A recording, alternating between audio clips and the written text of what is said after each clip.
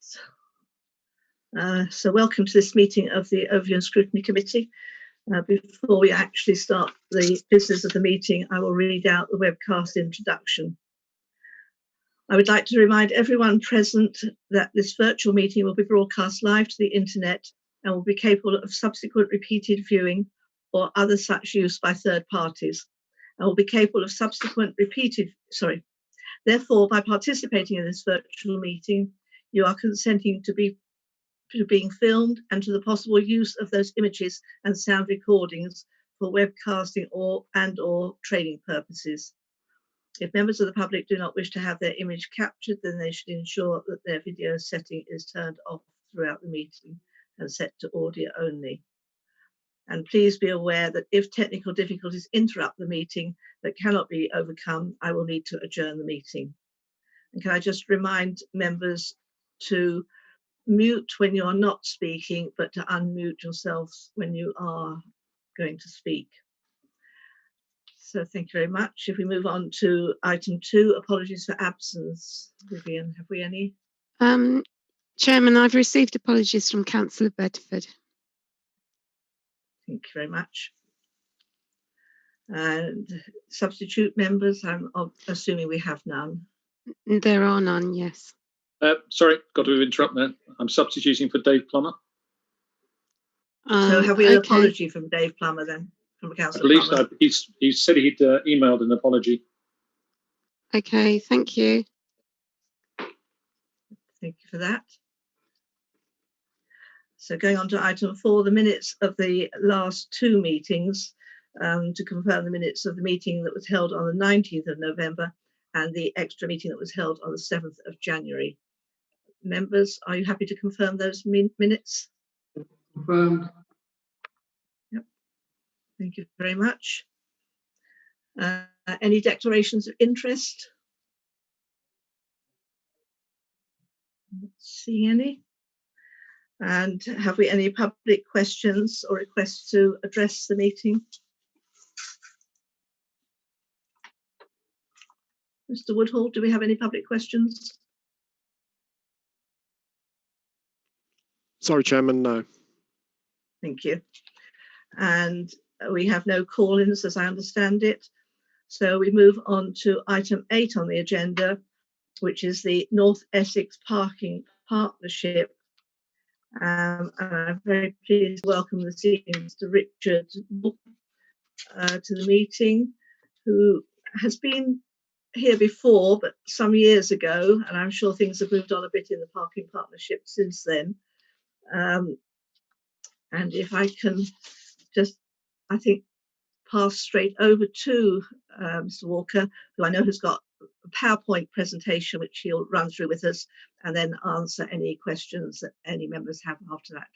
So, Mr. Walker, if I can hand over to you. Thank you. Thank you very much, and good evening, everybody. And thank you for the kind invitation. I've got a shortish PowerPoint here, which I won't spend or dwell too much on presenting, but that's myself. I manage the North Essex Parking Partnership, which is a partnership of 6 districts and half the county. This evening, I just want to go over a few things.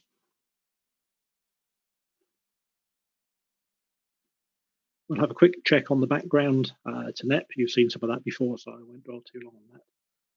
Its creation, its governance, its funding. A bit around patrols and our operations. A little bit about parking schemes, and a bit about just looking over the horizon, seeing what's coming for the future of parking. We were formed back in April 2011, and we had this overarching, I suppose, desire to try and get the whole operation out of deficit, which was quite significant at that time. We were given a whole 11-year term, which is soon to come to an end, in fact. We were granted a 4-year extension, which was taken up in 2011, and the partnership carried on, but had a few more things added to its operation. A little bit around governance. The partnership reports to a joint committee, and the joint committee comprises the County Council and Colchester, and other parties can join that. So there are 6 districts in that, Colchester and five others, with the County Council. Membership representation from each of the districts is from executive member, and from an operational point of view, the lead authority is Colchester, and that's the employer, although the North Essex Parking Partnership tends to operate virtually as its own autonomous operation. If you have a look at our website, you can find quite a lot of other resources, and particularly point at the moment to the coronavirus update page, but there you can also find our parking management policy, our overarching document that says how we're going to set out and carry out parking management, and a few other things like annual reports and other items of interest. So it's well worth a look. Incidentally, I'll forward the PowerPoint slides on so you can have a look at these a bit more at your leisure as you choose. The on-street operation is dedicated to exactly that, parking on the road at the curbside. As I mentioned, the county has the Joint Committee has a vote member, and each of the districts can decide to put forward up to 6 parking schemes in every year. And those are generally funded from our reserve fund. And I'll come on to where the income and our financials come from in a bit later on. But we set fees and charges, and we deal with permits, patrolling, and technical services to put in schemes and make and maintain on the highway. Our funding comes from 3 main sources and some sundry income as well. And principally, the penalty income from patrols pays for the patrolling, so that expands or contracts as it's due. It's not an income generator at all, despite what you might read in the newspapers. The resident parking permit schemes tend to look after themselves as well, and pay and display brings a modest income so that we can reinvest in the service. And there's some other sundry income for outside consultancy work, dispensations and traffic cones, but those are our 4 principal income streams. A very busy slide there, but that just shows the enforcement process after a PCN has been issued, penalty charge notice to the car. There's quite a lot of opportunities for challenge and review and appeal in that process. So the bigger version of that will be available. I mentioned parking schemes a bit earlier on. There are 5 main types of those. If it's to do with safety or congestion, then the county council still handles that. If it's a new development, new build houses and the like, the county is still involved with those as well, as there tend to be an investment in Section 106 or SIL money to pay for schemes on those sorts of developments. So the 2 that we are at NEP principally involved with are traffic schemes. So in the Epping Forest area, we've recently implemented some red routes, and the socially necessary schemes, which the district can bid for 6 every year. And the 6 was really there just to try and keep things moving through our operation. We've got 6 every year, so these things take quite a long time to come to pass. So the 6 that we're working on from last year and finishing off, the 6 that we have this year that we're completing, and 6 that are just coming into our systems from the meetings in summer. We tend to do our maintenance work in the winter. We tend to do our maintenance work in the summer, and in the winter when we can't paint lines, we tend to do the consultations. There's another very busy slide which shows the route to getting a scheme implemented, and you can go and have a look at that. But that just describes the 50 or so weeks that it takes for a scheme generally to get from application stage to being implemented, provided nothing else happens. There's consultation stage in amongst that things can go around the block a couple of times. We're really heading for a formal decision at the Joint Committee in the middle, and that's where we agree to spend some money. So on to our operation then. I have a project team that looks after innovation and inward investment from the small amount of money that we've got in our reserve. And we're looking at things like innovating to create efficiencies there. A lot of the things we're trying to automate as we go forward. Our operational team, these are the officers you probably see out and about on the street, looking for to make sure that people comply, but also maybe stops and asks all sorts of questions. So ask for directions, and they're the people out and about. They're our eyes and ears. They all have handheld computers, and everything is done digitally in the operation there. They issued about 76,000 PCNs in the year before COVID. I have a new data-led team, and the idea behind this team is that it follows what the data is telling us. So we're looking for efficiencies all the time and to try and automate things. And you might have seen our CCTV car out and about. We've also got fixed cameras to look after school sites as well that we're just developing. And from our reserve fund, we're investing in more and more of the digital technology. We also have a 3PR scheme. We've invested £50,000 in that. That's a scheme that involves schools, particularly primary schools. And the idea there is that we encourage people to park where it's safe to park and walk rather than having to pull up outside or cause congestion right outside of school. I have a business unit that handles everything pretty much that happens after a PCN has been issued. So it's following up PCNs, but also looking after permits, 5,200 or so, probably more now, resident permits, and a lot of visitor permits. Our permits are all digital, online, and administered via a scheme called My Permit. Our parking engineering section looks after the maintenance and installation of signs and lines and any new schemes that come along. You'll see from the little table at the top there, all of the work, and that's for the Epping Forest District area in the last year. So that's the amount of meters of line that have been painted just in the COVID year. It's a significant amount of work they carry out every year from a very small team. They also handle temporary dispensations. So that's where something might happen, put signs up to say what's going on and that parking might be suspended. And also the machines and signs that relate to parking payment. Just a quick look over the horizon at the future then, as I draw to a close of my piece. Footway parking, that's something that was consulted on towards the end of a previous year. And I know the DFT are now looking at a lot of consultation responses. They've got something like 23,000 individual lines of correspondence to look at there. That might or might not include obstructive parking, and there were two options to be considered. One might be to decriminalise and just ban all footway parking. That might have the unintended consequence of just moving people out onto the roadside, which you might not want to do.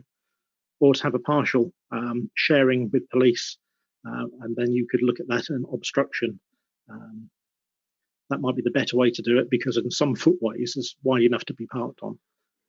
And in different areas, it depends what's available and how the layout of the road goes as to where the footway parking is to be encouraged or discouraged. I've mentioned moving traffic there, not parking. We deal with parking, so stationary vehicles normally, but the other part of the Act that we use, the Traffic Management Act, is due to come into force at some point. The Act was from 2004, and they're just about to enact, I think, in this year sometime, for applications into the moving traffic part to be decriminalised. Last mile and deliveries, there's two or three things that are probably just over the horizon here, but are worth mentioning. How we get people into town centres in future with active travel. And then connected autonomous and new types of vehicles, a vehicle type called HARPs, which are small autonomous vehicles that might go collecting different passengers and drop them off in different places, a bit like an automated taxi, I suppose, but on a bus route. How would we deal with those, given that for a traffic restriction we can sign that, but the vehicles would need to know where they are? And then electric vehicles and the other environmental issues. And we can have an impact on different environmental issues by offering the right sorts of parking in the right space at the right time, the right place. And that can have an impact on congestion and air quality if we get that right. So just a few things to think about there. So that's it for my presentation for now, and I'm happy to take any questions.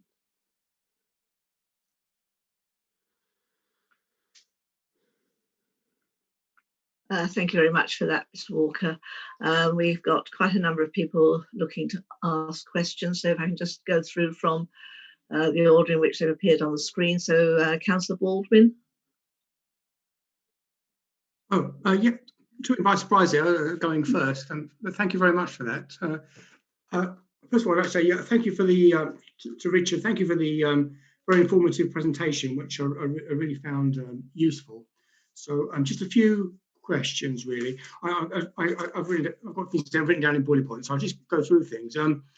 Just to say that one thing that's always frustrated me is that the application for a single yellow line or for parking schemes, and I know that this has been done previously, like road by road, street by street, and I've always so there's one application per road or per street, And then also it's necessary to garner the support of, I think it's 75% of the residents. And that has always been a kind of a long, protracted process, bureaucratic form filling, and it's difficult. I wondered if it would be possible to have some kind of application en bloc. So instead of it being per street, could it be for a particular area, such as in my ward, L7? That is something that I would like to see implemented. And if possible, if the percentage could go down, maybe it could be a simple majority with the support of a councillor. I know you've only got six parking schemes per year, which doesn't really seem sufficient to me or adequate. So that's one thing I would like to say. I've had a few problems in my own ward, Forest Ward, of delivery vehicles not being able to park in loading bays or finding places to offload to shops. So I don't know if you could tell me if there's a permit system for that. And also I've had buses as well parked on yellow lines. And I think one of the common problems there is a lack of enforcement. Same thing, I've got a single yellow line on Albion Hill in my ward, and it's very, very rare to see any enforcement. So that is something that I'd like you to. Okay, I'm going to stop there because other people got many questions. So thank you for that. Thank you. Thank you, Councillor Baldwin. Mr. Walker. Yes, we're moving gradually to an area basis. So we're starting to look at commuter areas to start with. The 6 per annum and the road sort of basis that we started off with, everybody came along with a very long list to start with, because prior to NEP, not very many of these schemes had been looked at over a number of years. I suppose it was a new place to look, and the socially necessary schemes we started off. We were stuck with the amount of money that we had to spend and the amount of resources that we had to enable that to start with, hence the 6 per annum. But now we've got our little reserve fund built up, we can start to use that to invest in wider schemes. So yes, I agree with the sort of area basis, and you'd be welcome to bring areas together. The problem with things is when you start moving away from 1 or 2, 3 roads together, you start to get different patterns of things happening there. And I think that's where the localism really comes in. And there's the partnership, I suppose, that we really need people on the ground to tell us exactly what it is that's going on, exactly what's there. We moved a lot of the bureaucracy to be in the application part of the process, so that we didn't have to go away and design 4 or 5 different schemes at cost and then say, which of these 5 would you like? We said to the applicant, you have the discussion locally and come along with the sort of scheme that you think might fit better for your area. So we're very glad to have that sort of backwards and forwards dialogue with people, but so that the localism is the thing to come up with the right sort of scheme in the first instance. We really asked for the super majority just to make sure that it was going to get over the line. If you get a bit of a split vote, then at later stages when we go out to consultation, we ask all road users things that can be more derailed at that point. So we just like to make absolutely sure that everybody's signed up to what might be happening in their area. Delivery vans and loading bays, yes, we can look at that in the thing, and that was one of the things that I mentioned there, that sort of last mile delivery and what might happen to deliveries in the future. And we all know that there's been a few changes of late. The prevalence of delivery vans, and particularly the likes of Amazon, has really taken off, and home deliveries from supermarkets. And we know that people have been working from home a lot more just lately as well. So the whole pattern of the way people park and what needs to be there and on the ground has slowly changed over the last year or so. Parking does take quite a long time to catch up with that, but we'd be very glad to hear on a local basis what sorts of things are needed again. And then buses, I suppose, yeah, in some cases buses are exempt, and it depends what's going on there, whether it's at stops or on lines or what's going on, but we perhaps need to investigate that further. And the enforcement, you might not see us in every case, but we have been there. We map where we go, so I can show you where we've been. We've been doing a lot more enforcement from cars lately because of the social distancing element of it. We've bought more patrol cars than we ever had before, so there's fewer of us on the beat just at the moment. But if you've got any things that you'd like us to go and pay particular attention to, then we can put some resources into that, certainly. Thank you very much for that. Councillor Rackham. Thank you, Chair. Thank you, Mr. Walker, for your report. I've got a few questions. Obviously, we maybe have sort of financial restraints going forward because we have lost income on parking. But I'm quite interested in speeding and whether we could possibly use sort of the fixed cameras or any cameras really to try and catch the speeding going on. I know this is something that happens all across the district, and what with the lockdown, you're hearing more and more cars speeding. So I wondered if there's any scope for us getting involved in projects on that. My other question is about idling outside schools. I've also seen a lot of vehicles now that leave their ignitions on. And obviously, this is very bad for the environment, but nothing really seems to be done on this. And I wonder whether that might be something that you're looking at as well. Then on to footway parking. There's a lot of takeaway shops now where obviously, because everyone is in lockdown, people are going out and delivering more. And I'm seeing more and more drivers parking on the pavements. And I wonder what we could do about that. And my last question is about electrical vehicles going forward.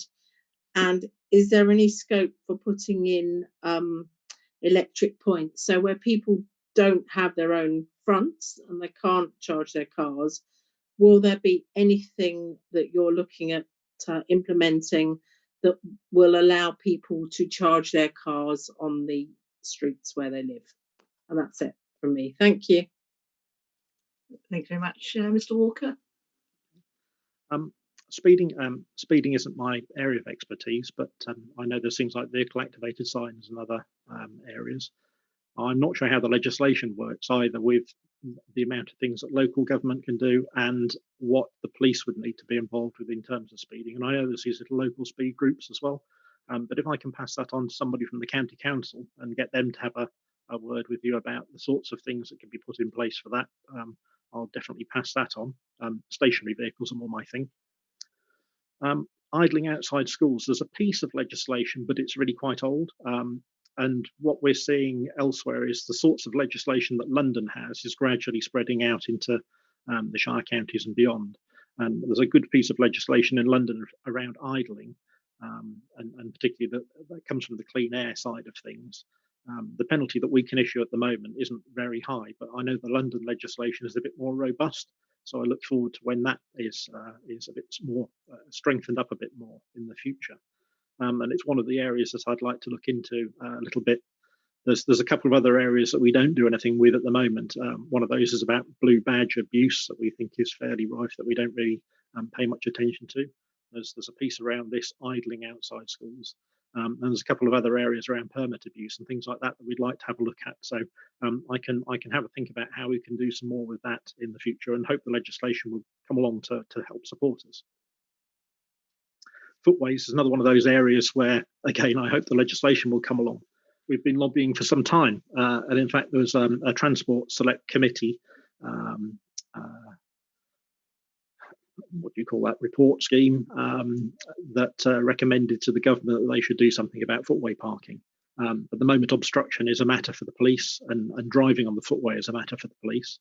We quite like to share between the police and the local authority so that we could issue a penalty charge. But I mentioned just in my piece there, if you move everybody from the footway, where would they go and park? They might just go and park on the carriageway, and you might have some unintended consequences there. So it needs to be handled very carefully. But any obstruction is an obstruction, and I absolutely agree with that.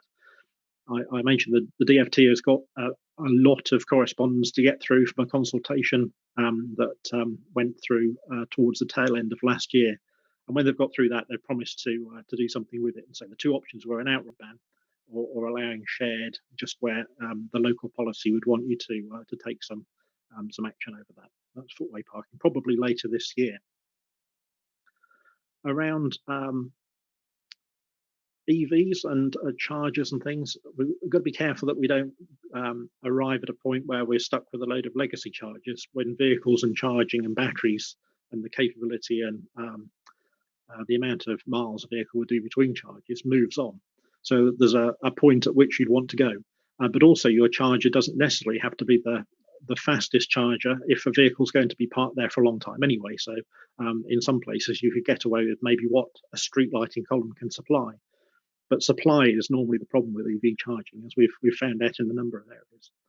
There's a group at the county council who's looking at putting in EV charging in a number of places on a pilot scheme, and they've got some grant aid from OLEV, the electric vehicles organisation from the government, and they're gradually moving out around sites. I think that's been fairly undersubscribed as well at the moment.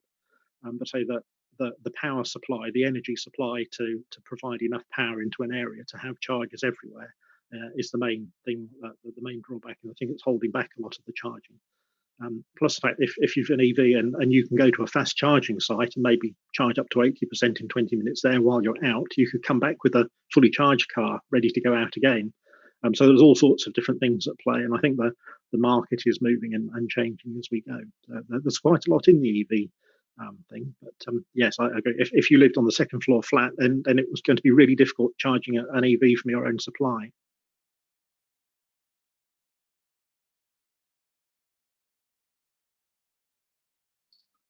Thank you very much for those answers. I think electric vehicles and recharging is something that comes up in various different areas of council discussions at the moment, one way or another.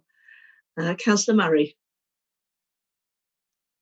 Thank you, Chairman. Some of the points I was going to ask about have been covered, so I'll go on to fresh ground. I've got 2 points I want to make and then 2 questions, please. Can I first of all congratulate NEP on their website? I've interrogated it a couple of times, and I actually think that it's one of the more user-friendly and information-giving websites compared to some statutory bodies. So a positive comment on the website. If I could just make a comment about pavement parking as well. I'm glad to hear that there are possibly national changes afoot. I was aware of that because it's been covered in the national press. But I do want to big up the issue. It is a major issue in our urban areas. That's reflected in my casework. I would say I get at least 2 complaints from constituents a week about pavement parking, and it's based on personal experience. I try and walk everywhere. If the choice is between the car and walk, I walk. And I would say twice a day, if I'm walking into Loughton, I'm walking in the road because of pavement parking. And if a choice has to be made between putting them onto the road, if that's a by effect and they're blocking other cars, I think that's better. There's some justice there, a car blocking a car rather than cars blocking pedestrians. It is a growing problem and a major problem, and it needs to be dealt with. My 2 questions, the red routes through the forest, and I'm not asking whether they were right or wrong, but I think we all recognise that when they were put in, the normal consultation process was, let's say, kaleidoscoped, and the normal timescales weren't followed. So I would like to think that they aren't there in perpetuity. And if they are going to be there in perpetuity, because they're regarded as a good thing, and I'm not discussing the merits, I would like to think that there was some proper consultation, because we would all agree that they were almost done overnight without the normal consultation. And I understand the reasons why, but I don't think they should be there in perpetuity because the normal consultation process wasn't followed. And if they are going to be there in perpetuity, which, as I say, might be the right or wrong thing to do, I'm not discussing that tonight, then we need somehow to revisit consultation because it didn't take place. And as I say, I understand why. So an answer around that. And then secondly, something that really concerns me, and I don't know whether it is an issue, parking enforcement officers aren't the most popular of people. Very popular with me, I hasten to add, and lots of other people, but they're not popular with motorheads. I just wondered whether there was an issue of safety at work and what steps you take as the employer to ensure the safety of your enforcement officers, because I do think that's an important consideration. Thank you. Thank you very much for those questions. Mr. Walker? Yep, thank you. I'll go in reverse this time. Yeah, thanks for the point about our civil enforcement officers. They're humans. They're people just doing a job, aren't they? So yeah, it's completely intolerable to be anything but civil to them. Why would you? And it doesn't help the case either. They've got a body-worn camera on that records all the interactions that people have with them. And just at the moment, everything is rather heightened, isn't it, with social distancing and the issues that we have around that. So we've got a scheme that we know as Regulation 10. That means if we're prevented from serving a PCN to the vehicle, which is our normal practice with a foot patrol, put it on a bag on the windscreen. If we're prevented from doing that, we can send the PCN by post. So I've told all of our officers, take a photo and get out if you need to, leave the scene. We've also been, we bought about another 5 or 6 vehicles, I think, so we can have one person per patrol car as well. And some of the walking beats that we had before, we can patrol using vehicles, which is what I said to one of the earlier questions. You might not see us around quite so much now, but we're by ourselves in a vehicle for a lot of the time. PPE and everything that's required is there, and the vehicles are sanitized to within an inch of their life. They're the cleanest they've ever been inside, I think. So yes, we've taken all precautions, and we've had mercifully few incidents of the virus amongst our workforce to date. 1 or 2, but mainly from people who they know. The safest place to be is outdoors at the moment, as we know, so, and a lot of the work is done outdoors. So yeah, thank you. Thanks ever so much for pointing that out, and thank you for the work you do with them. It's so appreciated. It really is. Red route through the forest. Yes, that was done in a bit of an emergency. You're right, and that's probably the quickest scheme that we've ever put down. 7.5 kilometres of red lines through the forest there, and for very good reason. That the place was mobbed by people coming from quite a long way away, when all they could do for exercise was go out to different places. But there were some people travelling quite a long way to get there. The temporary scheme that we put in would be valid for up to 18 months. It went in, I think, in May time, wasn't it? I think I've got the date here somewhere. I think that went in, 22nd of May 2020. So 18 months from then, it'll come out unless we've consulted to put it in the normal way we would do. So the full range of normal consultation will go in. There's a couple of bylines on that. I've got some replies to some of the questions here that I can send through as well, on the sort of work that we've done in the forest. But things like residence bays, we can't put them in a temporary nature, and limited waiting bays and some of the other permissive bays we're not able to put in with an emergency scheme. But we'll come back and look at that, because there are some gaps in lines where things should be. So we need to come back and have a longer look at that whole scheme. You're right. Yeah. So we will do that. Thank you for those responses. I think, obviously everyone was aware of the problems around the forest at the time, and obviously emergency action did have to be taken. Councillor Sunga. Thank you, Chair. Just thank you for that presentation, Mr. Walker. I've got a couple of points I'd like to raise, if I may, please. One of them is surrounding Commuters Park. I know that this isn't a big problem at the moment because COVID-19 people work from home, but especially around stations, I'm sure Loughton would be one, and Barkerstill, but especially in my ward in Chigwell, we have had a lot of issues with commuters parking very close to the station, the roads where residents live there. I know that we've tried to have a CPZ implemented a number of years ago. My colleague John Natman filled me on this about having a CPZ, and it was knocked back because half of the residents wanted it. Those that were close to the station, those far, didn't want it, and then that scheme didn't take place. My question to you is this: I've now had a lot of people asking for this to be a consultation to be done again. How often can a scheme be tried to be reintroduced? I know it was done a number of years ago. So if you can just let me know how many years you have to wait before we go back to consultation. The second question I have is about, and we all have this, I'm sure a lot of my colleagues will share the same concern with me, about a number of head teachers from primary schools that have had raised some serious concerns about parents parking very badly outside schools, obviously affecting the safety and well-being of the children that are being dropped off as well. What's your take on having a purge of, let's say, your civil enforcement officers at the request of ward councillors who've been contacted by local head teachers to give these, slap on some parking tickets just to stop these parents? Really, I mean, it's their own children; they should have a bit of common sense. But nevertheless, just having a purge would actually probably deter some of these bad people parking on the schools.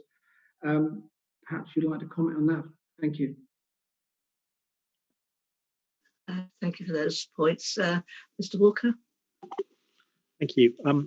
Yes, as I mentioned earlier on, right at the very start, we were trying to prioritise schemes so we could get through them with the resources we've got in terms of the finances and the people. Things are a little bit easier now, and we've been going a little while, and we've learned a little bit more about how to do these things. Things like CPZs and area reviews, we're definitely starting to look at those in more detail now. And there's a couple of those that we're really interested in. And part of the bidding process for some of our reserve funding from the district has asked for different strategy and reviews to take place. So there's one of the things that we can consider there. Previously, we'd always said, we won't look at it again within 5 years, just because there were quite a lot of other things on the list to get round to. But things are a little bit easier again now. And I absolutely understand when some form of normality returns, that rail stations in particular are enormous draws and into the residential areas nearby. So yes, there's one of the things. I suppose the other side of looking at that, there's just too many cars, and they do need to go somewhere. So there's always a balance to that.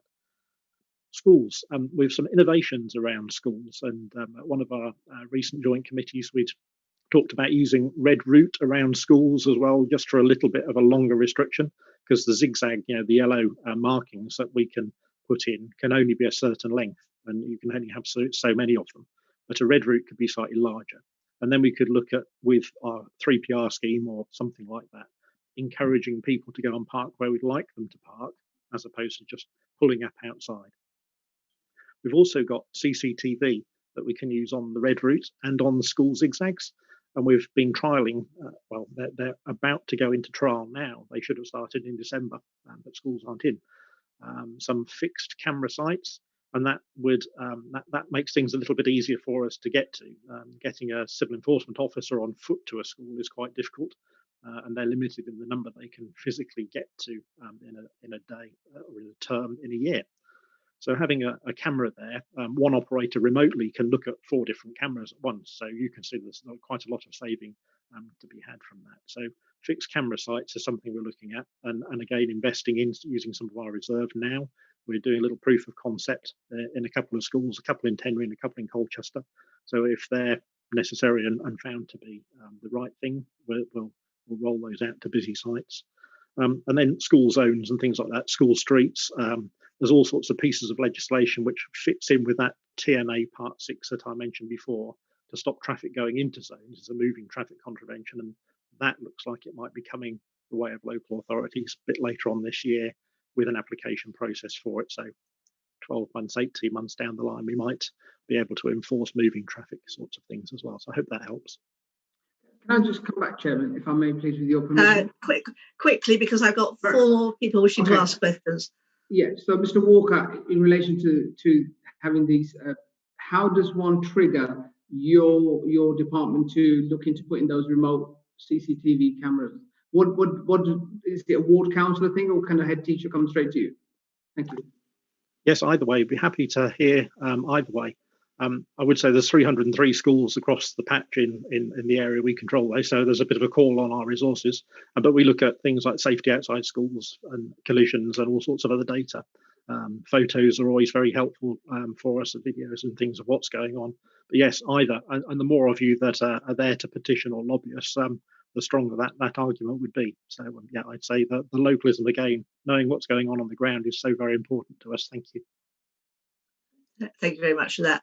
You've mentioned once or twice the 3PR scheme, and the school in my village has that big banner up talking about it. But I'm afraid it doesn't seem to have an awful lot of effect as far as parents' behaviour, although obviously we're not in a normal situation at the moment. But even as that, it seems to still be causing problems of parking. If I can go on now to Councillor Heap. Thank you, Chairman. Thank you for the presentation. It's jolly interesting. If one wanted to alter a scheme, does that have to go through the whole process again? Would be one question. But most of my questions do centre on the red route in High Beach, because it seems to have cost. Well, first of all, nobody saw exactly who was at the meeting when it was done, even though it was done under temporary measures. But it cost £96,000 to install it, which seems to have been done twice because it's been re-tarmacked. Is there a cost put aside for removing it? And how much has NEP actually made from finding cars that were parked on it? And can they give a ticket to a car if the car is over the red line, parked in the forest? Thank you. Thank you for those questions, Mr. Walker. To alter a scheme, we'll tackle that bit first.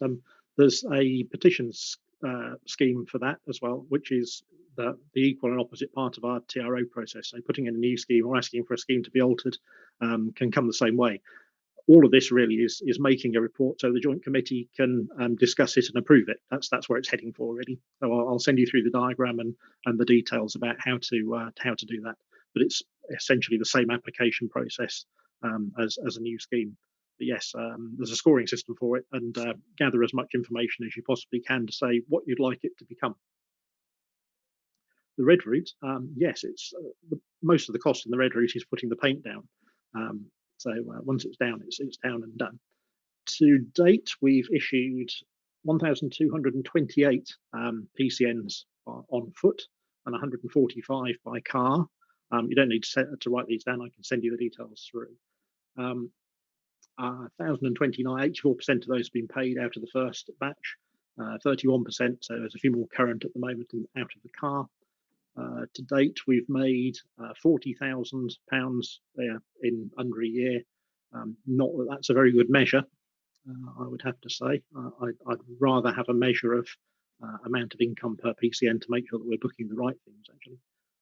And 1,890 out of the car. So it's paid for half itself in 9 months or so.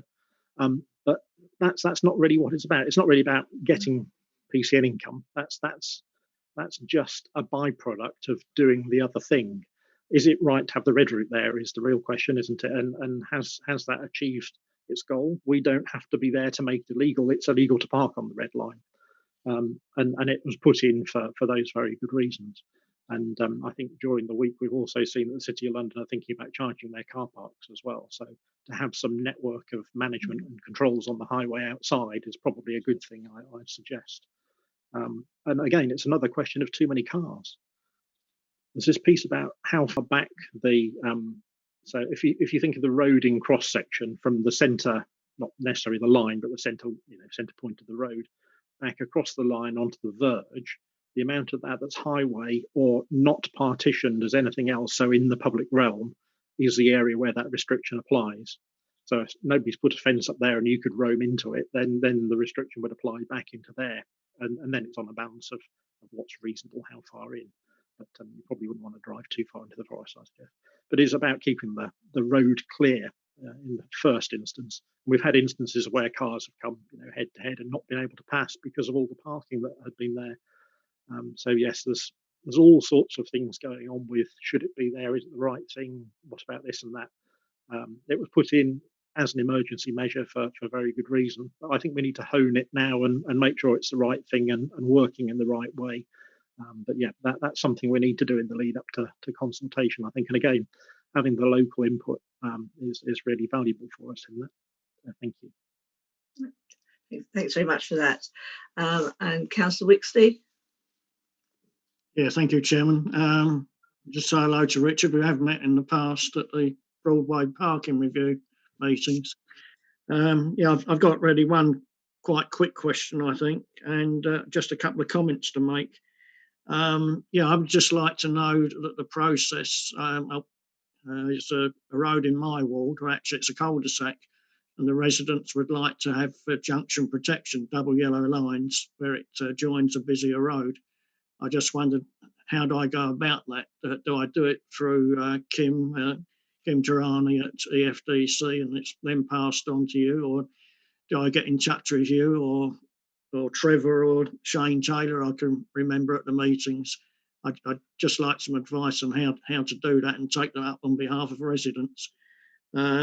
Just a couple of comments, or perhaps before I go on to that, you referred to 6 things per annum that you do. I take it a small scale scheme like I've just put forward wouldn't be part of that 6.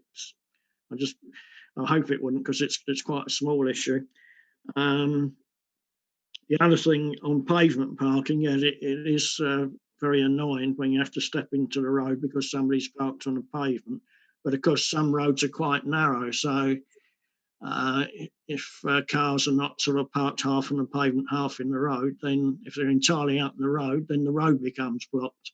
And I think I've certainly seen it in the London Borough of Redbridge, where there are actually signs up indicating that you can park half on the road and half on the pavement. So I just hope that common sense would apply in those situations. And just actually on a point that Councillor Rackham raised about speeding, there is an organisation called the Essex Safer Roads Partnership, and they take up issues of speeding, I think, and carry out speed checks. I'm never sure whether the difference between them doing a speed check and the police doing one, but I know they definitely get involved. So that might be an avenue to pursue on that issue. So I think that's all I've got to say, really. But thank you very much for your presentation. Thank you for those comments. And Mr. Walker, I think you've got one question in that. Yes, the junction protection is one of, we put this new Division 4 set of schemes in last year at one of our joint committees. Now we've got a bit of a reserve to build on. We have a delegation from the county to myself and the chair of the committee to do small schemes where it's appropriate to do them. So yes, we take that, I think, and put that through that process. We specifically mentioned junction protection as one of those. We'd hoped, in fact, to get junction protection included in some of the footway things as obstruction to save us having to paint yellow lines, but that doesn't look like it's coming to pass at the moment, though they have agreed to look at the whole TRO process again, which is a good thing. So yes, I don't think that would form one of the 6 schemes, but again, get in touch with ourselves, either Trevor and our technical team or Shane, or via Kim or James Warwick at the district. Either way, as long as the information can get to us, then we'll include that. The painting of the lines has to be done during the summer because they just don't stick when it's wet and cold and have been gritted. So yeah, all the other things about footway we've sort of covered before, haven't we? And policy will be everything, I think, with the footway thing if that comes to pass. And we say it's absolutely, the area will dictate the sorts of things that happen. And we've been lobbying for the option that doesn't have the outright ban, but has interventions attached with a decent policy. Thank you. Thank you. I've got 2 more, Councillor Janet Whitehouse and then Councillor John Whitehouse. So Councillor Janet Whitehouse. Thank you, Chairman. I just have one question. It's about informal consultation. It used to be part of the process for a permit parking scheme, and it stopped some time ago. I thought it was very valuable because it enabled residents who know the area best to flag up problems and perhaps changes. I can see this shortens the process, but I wonder if there was any other reason that you stopped doing it apart from just shortening the process. And how do you capture that sort of information now? Because by the time you come to the formal consultation, it's a bit late, but schemes are not always as good as they could be if you have that input from the residents. Thank you, Mr. Walker. Yep. Yes, we tried to get the informal consultation as part of the application now to try and smooth the journey of an application through the whole process, because we noticed it was getting held up at earlier stages before, where we were designing different schemes and people said, no, that's not quite what I expected, try this, and so on. So part of the supermajority and part of that local application process, we score things based on the support it gets right at the start now, so that when it comes to the joint committee, and that's where the decision is made to spend some money to design up the full scheme, we've not spent too much in designing schemes that would not get through. So I think the informal consultation part is still there. It's just as part of the application process. And we do make notes in the report all the way through as we score things. As I said, and that score carries through to the joint committee, and then later the consultation process. So we note everything in our database now that has been said all the way through. So early comments on schemes do carry some weight all the way through. It's just a different way of looking at it, I suppose. People would come to us with maybe an idea, and we'd design something and go out to some informal consultation and they'd have 2 or 3 choices. We're trying to hone those choices at an earlier stage with some more information from the website, trying to improve the early phase of that so that a developed scheme comes along as an application. Chairman, can I just seek clarification? Mr. Walker, when you say you score it, I mean, that's you, the technicians out there doing it. How do the residents know about that and get involved in that at that early stage then? That's all on our website. If you have a look on the applications page in there, the way we score it and score sheets and the TRO policy is all set out in there. So you can see it scores points for having local support, and that's one of the biggest areas. And councillor support scores some points. But the points in the scoring system is there as the qualitative measure. But obviously there's the quantitative measure. There's qualitative measures that we need to take in as well, which comes along as part of the application itself. And it's presented to the joint committee by your own member on the committee. So Councillor Kane will come along to the joint committee and present each of these. Thank you for that. And I think you're pointing us towards your website on 1 or 2 occasions, so probably we do all need to have a bit more of a look at it. And finally, Councillor John Whitehouse. Yeah, thanks. Just 2 points if I can. First of all, I'm concerned sometimes that residents get pushed down the route of residents parking zones because that pays for itself and therefore needs sort of less rigorous assessment than other forms, when actually yellow lines are a very good way of dealing with sort of more minor traffic issues, particularly when those traffic issues are confined to particular times of the day. And I just wondered about widening out to residents. So there's sort of a wider menu of options. Then the answer to everything is residents parking zone. And the second thing is one of the consequences of having different CPZs and RPZs introduced at different times is there's quite a patchwork now of parking zones which don't make much sense on the ground, and there's quite an argument for rationalising the parking zones, probably so that some of the smaller ones are not quite so small. And again, that would give you a bit more flexibility to residents. So I'd just be interested in how that can be taken forward. Thank you for those points, Mr. Walker. Yes, you make a good point about yellow lines and residence parking zones. We tend to include residence parking zones as they will eventually look after themselves, because you can't expect any PCNs to be issued, so the whole of the scheme has to be covered by the permit fee. Yellow lines can go a long way there. We've got a couple of issues with particularly single yellow lines at the moment, because they apply to absolutely everybody in the same way at all the times they're restricted. So you can't get a permit to park on a yellow line. And at the moment, where there's lots of people parking to work from home or to stay at home for very good reason at the moment, they're an awkward fit. And I think we're trying to reduce the single yellow lines, but have a bit of simplicity. And I'm going to stray into the second part of the question as well here. It's probably nearly 2 years ago now, we had all of the lines and all of the zones everywhere remapped afresh. So we've got a digital system now that you can go and have a look called TraffWeb, and you can see where all these different things are. And you're right, there's a lot of different types of things, and it's just a bit of a melee, really. I was going to say a mess. It's not quite a mess, but it doesn't really hang together in the way it should. So some simplification, both from can you park there or can't you park there, or what do I need to be able to park there, would be some really good things, I think. And that's the way we're looking to go with our reviews in different areas, and try and put things together and review them as one. Now we've got a bit of reserve funding there to enable us to do that. So yeah, that whole patchwork quilt of things and maybe slightly larger areas is a way we're looking at it. And yeah, we've got this awkwardness with the yellow lines at the moment. that may or may not continue. I don't know what this new normal is going to turn into. So that might we might get this middle ground of some new type of restriction at some point where you'd have a permit for doing something for sometimes. I don't know. But yeah, simplification would be good. And have another look on the website. And again, all of the types of things that you can ask for or request in the application are all considered on there, different bays and different types of things. Generally, there's two types broadly. You can't do it, or you are allowed to do it with some things. So restrictions, yellow, can't do anything at some time. Or the white bays, yes, you can definitely park there. It's safe to park there, but you might need some sort of exemption in the way of permit to do that, or be a class of vehicle. So yeah, those are the types of things. We're really trying to simplify things because it has got very, very complicated now. Yeah, thank you.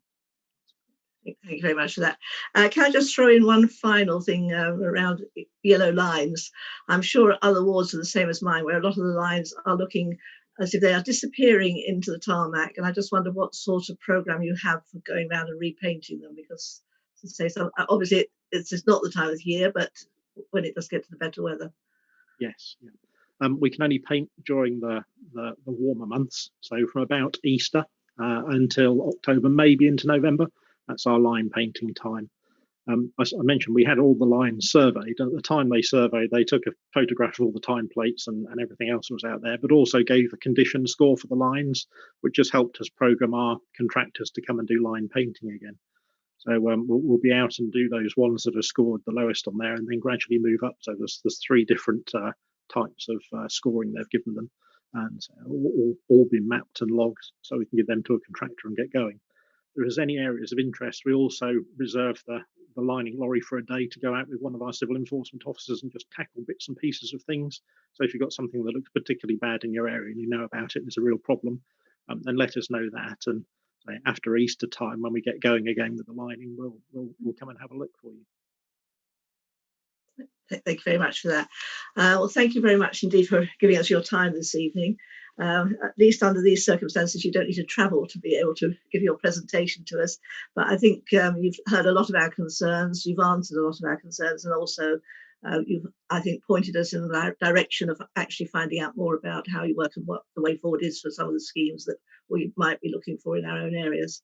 So thank you very much indeed for coming along. As I always say at these meetings, you are welcome to stay, but equally we will understand if you wish to leave at this time. But thank you very much. Thank you very much. Thank you. I'll leave you to it. That's brilliant. Thanks for the invitation. Thank you. And now if we can move on to item 9 on the agenda, which is the People Strategy Update. And I think Paula McGuinness is going to just give us a brief update on this. You've got papers in the agenda and also nice little pictures, and also the health and wellbeing risk assessment is also in there, which I'm sure you'll make reference to, Paula. Yep, thank you, Chairman. As you said, I'll be brief whilst presenting the report and probably just concentrating on some updates since the report has been published. So the report does concentrate on 2 work streams. One, the attracting, onboarding and retaining the best talent, and then creating a culture of engagement and wellbeing. Just for the committee's information, what we mean by onboarding is induction in old money. So just to clarify that particular phrase, and I've updated the committee on where we are on that particular work stream. I just wanted to update the committee that we have launched our careers landing page, which is attached to the report. And that's been positively received by the organisation, by hiring managers. And we've received some very good feedback on our new processes and the way that that actually all works for our hiring managers. Concentrated a little bit around employee engagement, because that was a question that was raised at the last meeting by Councillor Murray, who wanted some further information regarding the surveys. But just to give a little bit of an update, since this report has been written, we have now got 87% of the organisation signed up to our Perk Box initiative. We have 495 employees signed up. That's what that equates to. There has been a total saving of £5,000 across those employees, where they've signed up for various discounts for shopping and other items. Going on to paragraph 10, where the surveys have taken place, we've had over 400 responses to date, with nearly 250 verbatim feedback comments from our employees across the council. The report sets out some of the themes that have come out from these initial surveys, and they're set out in paragraph 11. As part of the Insight programme with Perkbox, it can rate what our employee engagement score is out of a score of 5. At the moment, we are 3.7 out of 5. So those initial scores are coming out very good. Obviously, we strive to do more. So we're using our council briefings to let staff know what the outcome was from these surveys. And the way that we're doing that is that the information that we're getting from those surveys actually drives the agenda for those briefings, and we tackle those those themes that are initially arising from staff. In paragraph 13, it talks about the recognition part of the Perkbox suite, and that's where employees can comment on colleagues for going that extra mile. We're using that as part of our customer superstars campaign, where, as I say, other colleagues, other employees can nominate where they think that customer service and employees are providing an excellent service. In paragraph 14, we talk about our mental health first aiders. We now have 63 employees trained as mental health first aiders, and that exceeds a target that we had where we wanted 1 in 10 employees trained as mental health first aiders. So we've exceeded that target that we set for ourselves.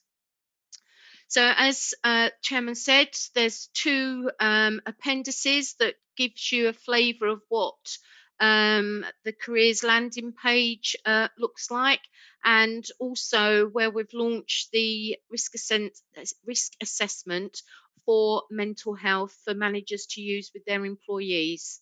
So I'm very happy to take questions, Chairman. Thank you. Thank you very much, Paula.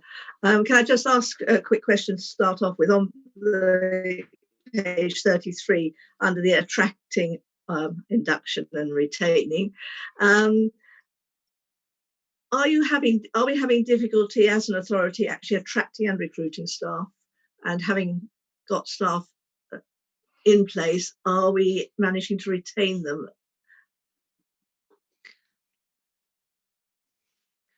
Our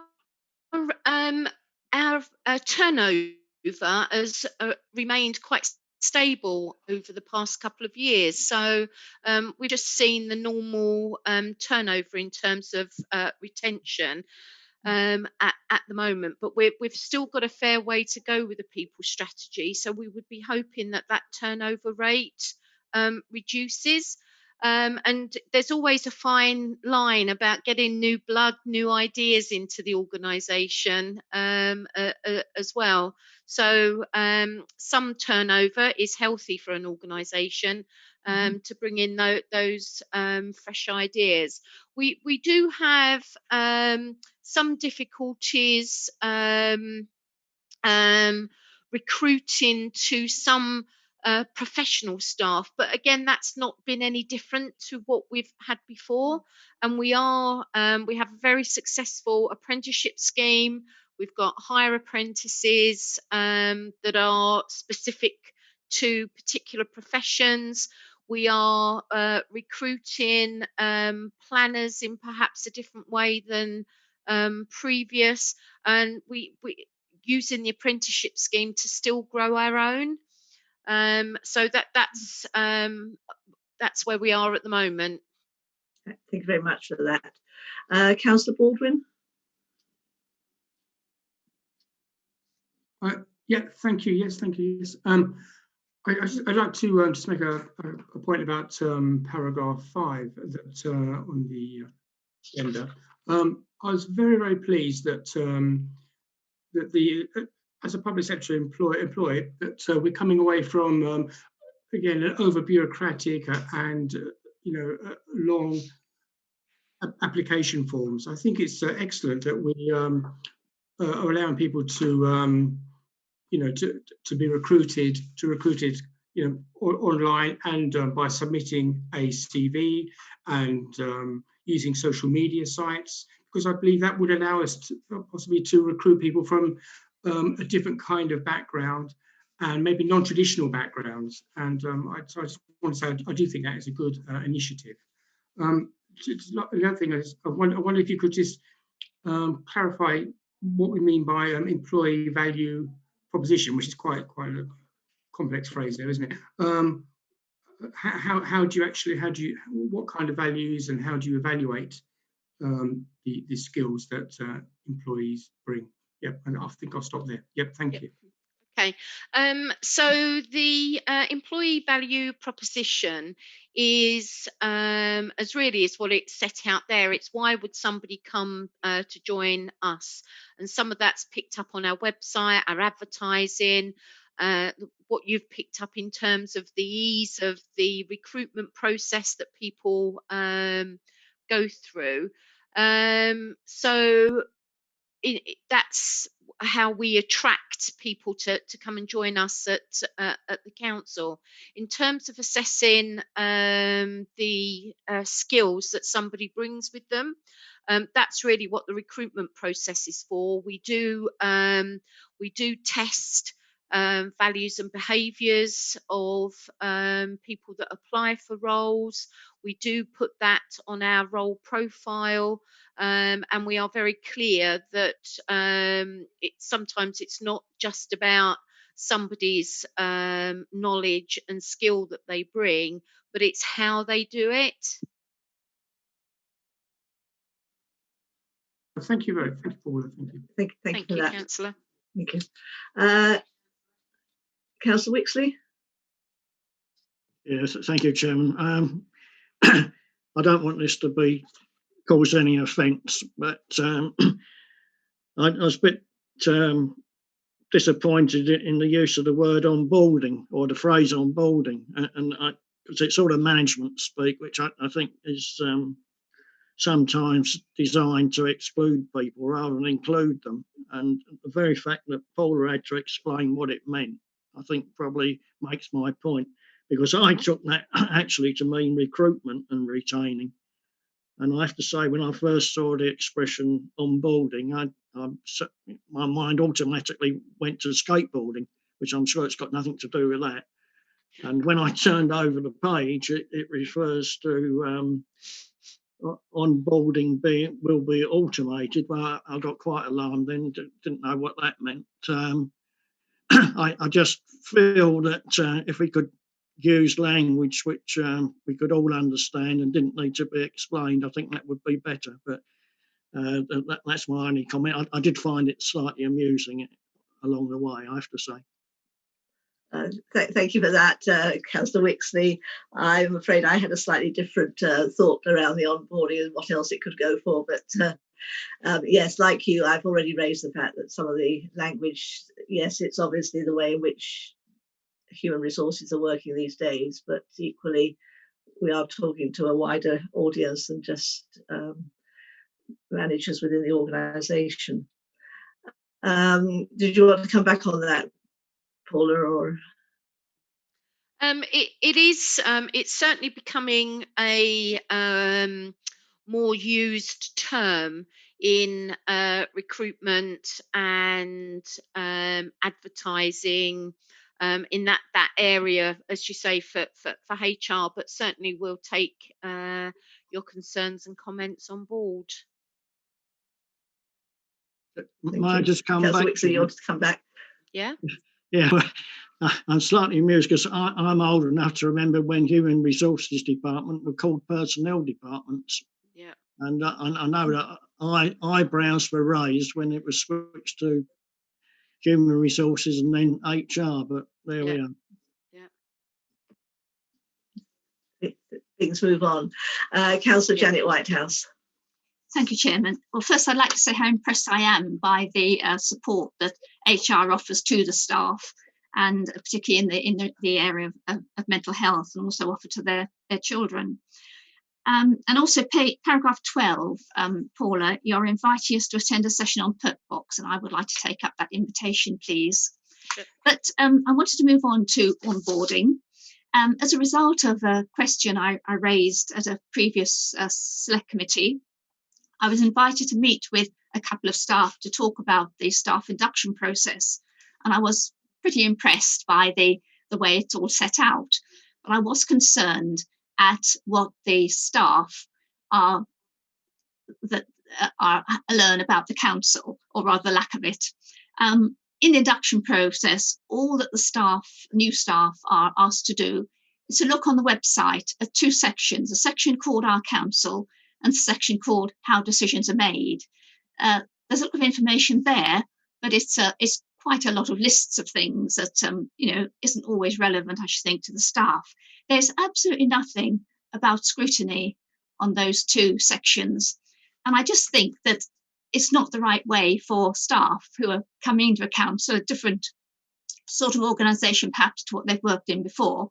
I don't think it's the way for them to learn what the council is. And I would like to see a group of 3 or 4 councillors getting together just to discuss what we feel the staff ought to know about our work and the way the council works, and then to discuss that with Democratic Services and bring it back to OSC for other councillors to comment. I really think that what is presented at the moment for staff to learn about the council isn't adequate and doesn't give them a proper picture of what we do and where their work fits in. So I don't know, Chairman, if perhaps we could talk about how we could take that forward at some time. Thank you for that comment. I think you're probably right in as much as a lot of staff are coming in from other organisations having not worked within local government previously, and the reality is it is a different way of working, and obviously the different layers of councillors and officers. So yes, I think that if we can look at that at another time, but yes, thank you. Take it forward. Councillor Murray. Thank you, Chairman. Mainly comments, but one question as well. Can I thank the officer for the report as well? Mainly the written report, because I read it really carefully and found it really interesting. And just going back to Councillor Wixley's point, I do think language matters, because the quality of this report and the philosophy that it outlines in our approach is very impressive. But once we start getting words like that, it tends to make you think that it's management speak. And I think it actually just takes away from the quality of the policies and the approach that we've got. So I think it does matter. It's not just a semantic point. Like I think Councillor Whitehouse commented, I was very impressed by our approach to the health and well-being. And I thought that questionnaire, which I read very carefully, Appendix 2, was very comprehensive. One of the best I've seen. I mean, I've not seen many, but I've seen 5 or 6 from various organisations, and I was very impressed on that. One final comment, which is in a way light-hearted, but I mean it when I say it, because I think we as councillors have got something to learn. Madam Chairman, you mentioned the pictures, and being a simple type of person, I go straight to the pictures as well. And I thought the pictures on page 37 were very illustrative, and I couldn't help thinking we as councillors have got something to learn. Number 3 in bold is the word collaboratively, and I can't help thinking that if we as councillors across the groups worked a little bit more collaboratively, we wouldn't be in the situation we are on some of our issues. I thought number 4 on page 37 was really telling something to councillors as well.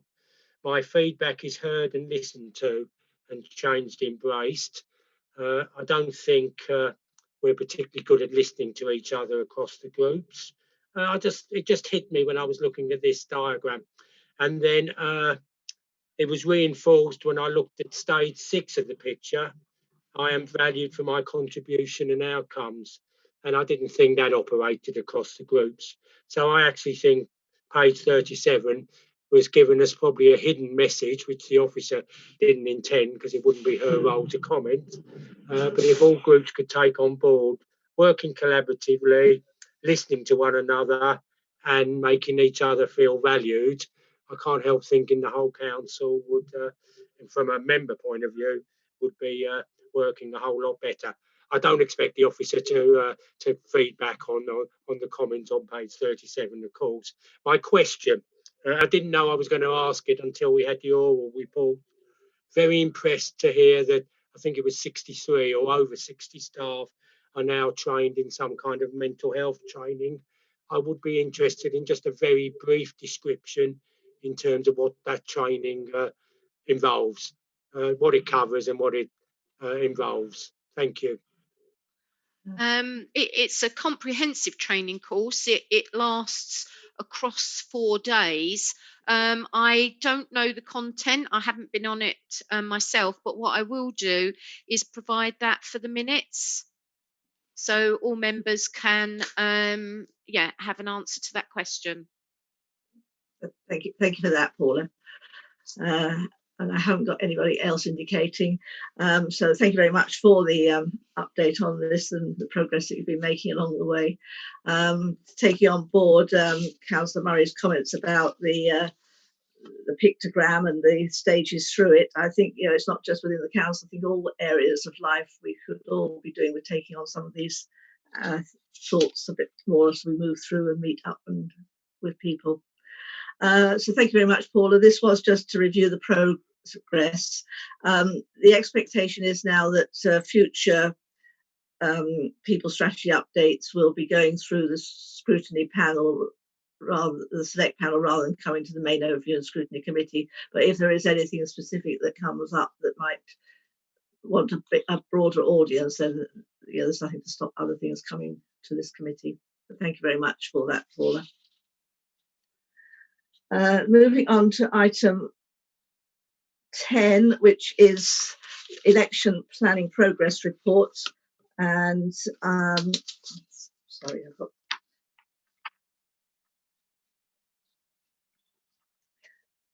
yes, Louise is going to just run us through that. It's a very short report, and obviously we're still in an unknown position as far as elections are concerned. But Louise, if you can just take us through this. Thank you, Chair, and good evening, members. This report presents an update for scrutiny on the elections planning, which at the moment is to be held in May 2021. As Chair has mentioned, there continues to be uncertainty around whether this will go ahead. However, we have continued to plan based on those dates set out in the paper. So far, we've received a positive response in terms of staffing, despite some of the possible restrictions that will be in place. And by way of an update from a polling station point of view, we're still awaiting clarification from some of the venues and have looked at a change in venue where they have been used for other purposes. In terms of the account centre, we're currently in the process of securing a hangar at Northfield, which will provide adequate space, which will also enable the necessary social distancing. And I'd also like to add that post the completion of this report, a detailed project plan and risk assessment has been drafted based on guidance from the LGA, and mitigation actions have been created, and we're confident that we're able to put those actions in place. Examples of those are relating to aspects around increasing postal roads, social distancing, account venues and polling stations. That's the report. Thank you, Chair. Happy to take any questions. Thank you very much, Louise. And anybody got any questions on that? Yes, I'm seeing several hands up. Councillor Murray? Yes, one comment, Chairman, and one question, please. Page 55, the election count, and I understand that it's laid out nationally, but what a surprising order.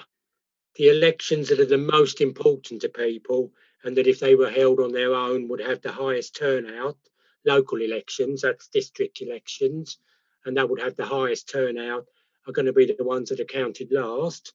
The police and fire commissioner are deemed as more important, when if they were held on their own, you would be lucky if you got a 20% turnout. And I'm less unhappy with the Essex County Council, but let's be clear about it as well, that if they were held on their own, they have a significantly lower turnout than district council elections. As a general statement, I know that that's true academically because I teach that, but I've also looked at some of the turnout figures over the last 15, 20 years within our own district, and that's generally true. Police and Fire Commissioner, very low. Essex next, district elections the highest. So I would have preferred that district elections, and therefore you would obviously count the parish at the same time, to have been counted first. But I know that it's laid out nationally, so I'm just saying what strange priorities. My question, and it is in the public forum now, the Murray Hall, it's a very particular question. The Murray Hall in Borders Lane, that serves as a polling station for the largest part of the Alton ward, is almost 99% certain going to be out of action in May because of it operating for the NHS as a vaccination centre. The only other possible alternative within that ward is a school, and if obviously schools are back, I just wondered if the officers had taken that on board. It has been brought up at a group leaders meeting, and whether we can have any clarification on what steps are being taken for that particular ward, because I think we can work on the assumption that the traditional polling station at Murray Hall in Borders Lane won't be available. Thank you, Councillor Murray. Yes, we have discussed that today, and exactly as you say, looked at the considerations around the possible use of the local school, and we're going to be in contact with them to understand the possibilities around that over the coming weeks. Okay, thank you for that. Councillor Wixley? Yeah, thank you, Chairman. My question is about postal votes. Now, I have to admit, I've never used a postal vote myself, so I'm perhaps a bit ignorant here, but the question really is concerned about Royal Mail deliveries. As you know, Royal Mail's deliveries have been disrupted quite a bit because of COVID. I guess COVID is still going to be around, whether that be so severe when we get round to elections. But I just think it needs to be flagged up that, well, basically, I wonder if any discussions with Royal Mail about the service they can offer to ensure that the postal votes are dealt with in an appropriate time. I'm assuming that if you have a postal vote, you get a prepaid envelope, and I just wondered if this envelope could be marked so it stands out as being a sort of priority postal delivery, so that we get the postal votes in on time. Thank you, Councillor Wixley. I mean, I think this is obviously probably a concern not just for our district but across the country. So we will obviously closely monitor this and also partly be led by some of the discussions that are taking place with central government in terms of the approach across the various councils. Thank you. Councillor Janet Whitehouse. Thank you, Chairman.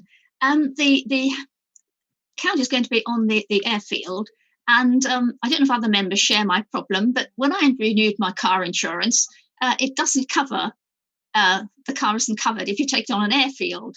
I just wonder, other people must be in the same situation because that wasn't the only car insurer that had this exclusion. If there should be some sort of accident that one would normally claim for on your insurance, is the council, would the council cover that? I think it's something that needs looking at because I think it'd be quite a general problem. Thank you. I don't expect an answer now, but I just wanted to raise it. Other people might be in the same situation.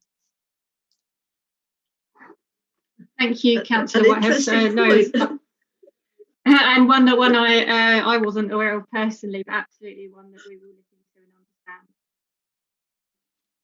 understand. Thank you for that. I mean, that raises bigger issues in as much as the number of cars that go onto the airfield for the North Weald market and things like that. But that's one for another day, perhaps. Councillor Dorrell. Thanks, Chairman. My question is also about postal voting. I think if there's two lessons to take away from the American elections in November, it's that there will be a massive increase in postal votes because I can't see everybody being vaccinated and restrictions of them being lifted by May. And the second thing that raised is the importance of observation. And now traditionally, because postal votes have had a very low proportion of the total count, we haven't really paid that much attention to how they're observed when they're opened and counted and all those sorts of things. Are there going to be arrangements put in place to make that process transparent if the majority starts to swing from votes in person to postal votes? Thanks. Thank you, Councillor Dorrell. We will be looking at the staffing that will be required through the increase in postal votes and any mitigation against any possible issues that may arise from that as part of the risk assessment as when we start to understand the volumes that are coming through. So that will be something that we'll be looking to understand further. Thank you. Georgina, did you want to come in on a point or that has been raised already? I think Yes, probably thank you. appropriately, as the returning officer, just to assure all members, not just Councillor Dorrell, that we will definitely be looking at the lessons of, first of all, the capacity and the shift in percentage potentially of votes, but certainly how we are enabling transparency at the count with a potential shift. So exactly that point. Thank you. Thank you. Thank you. And Councillor Rackham. Thank you, Chair. I've got a question around postal votes as well. I wondered what we will be doing about possible postal vote fraud, because it does go on. And also following on from Councillor Dorrell's and Councillor Wixley's questions, if you have got a postal vote, will you be able, if the polling stations are operating, because I believe they will be, as long as they're COVID friendly, to bring in your postal votes to the polling stations? That's my other question. Thank you. Thank you, Councillor Rackham. I mean, in terms of the postal vote fraud aspect, again, obviously we'll be following all of the relevant guidance to try to support that as much as we can. But again, I think that's probably something that, again, isn't unique to our district. And then secondly, in terms of being able to bring that in, yes, that is my understanding at this moment in time that will be able to be the case.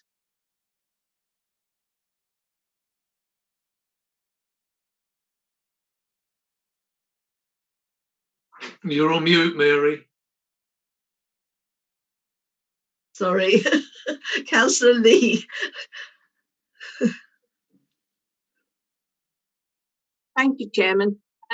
I've never done a postal vote. And obviously, if there is a problem and the polling stations aren't open, I'm assuming the public will be all aware how they get a postal vote. If people have asked me in the past, I've just got some from the council offices and popped them through their door. I mean, that's not going to be we're able to do. So obviously they need to be aware in plenty of time that if they want to vote and they need to do a postal vote. How will it be explained? Because I actually don't know myself. So, I'd like to think that everybody is aware in plenty of time that they can do it and that they can get them out.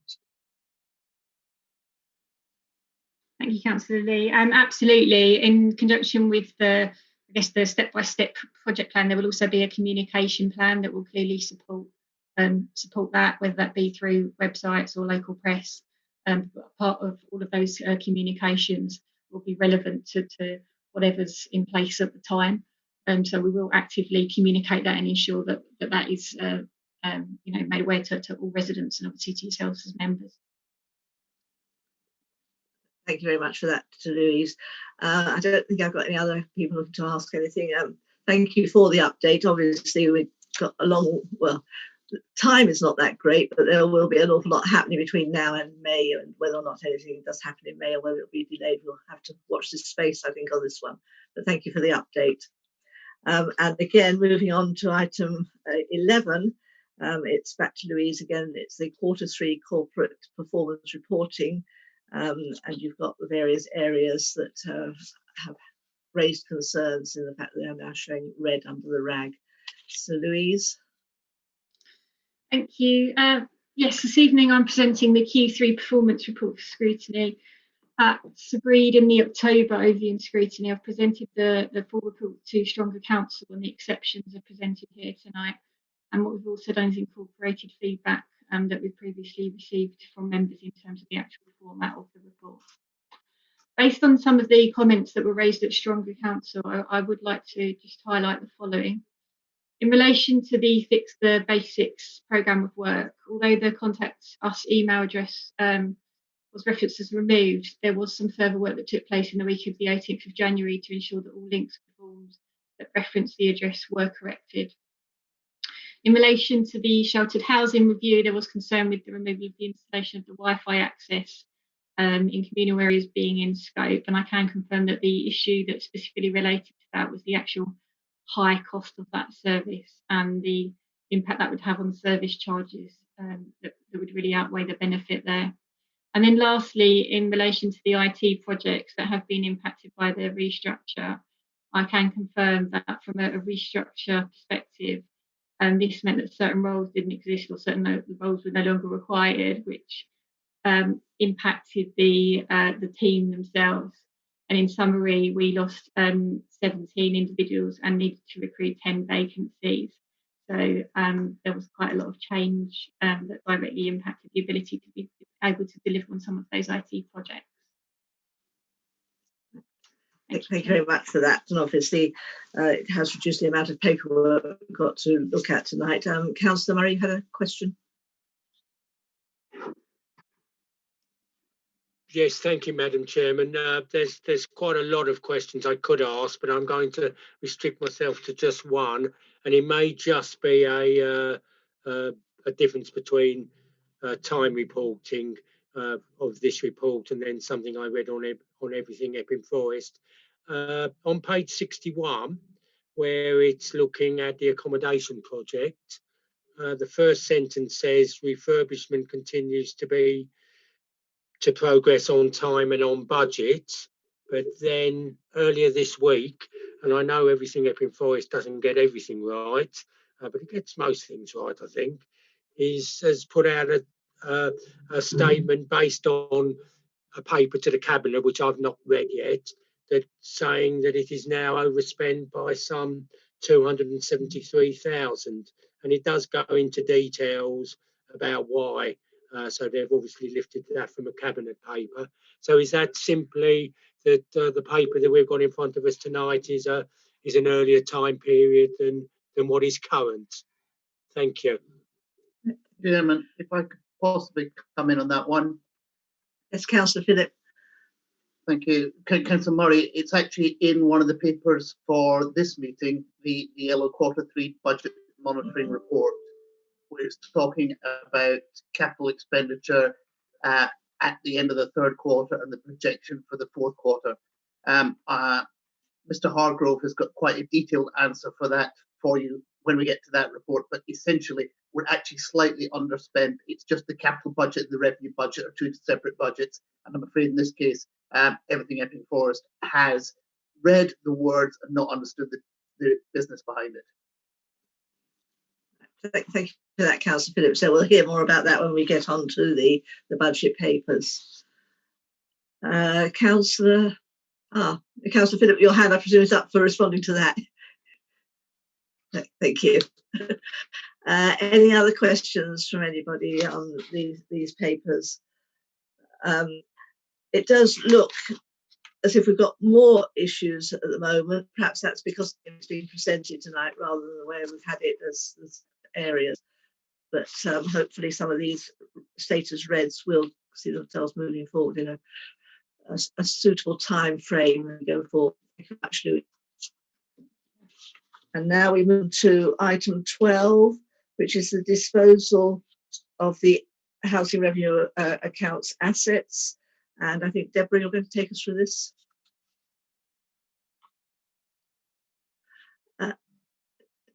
Deborah, you're not shown as muted, but we can't hear you.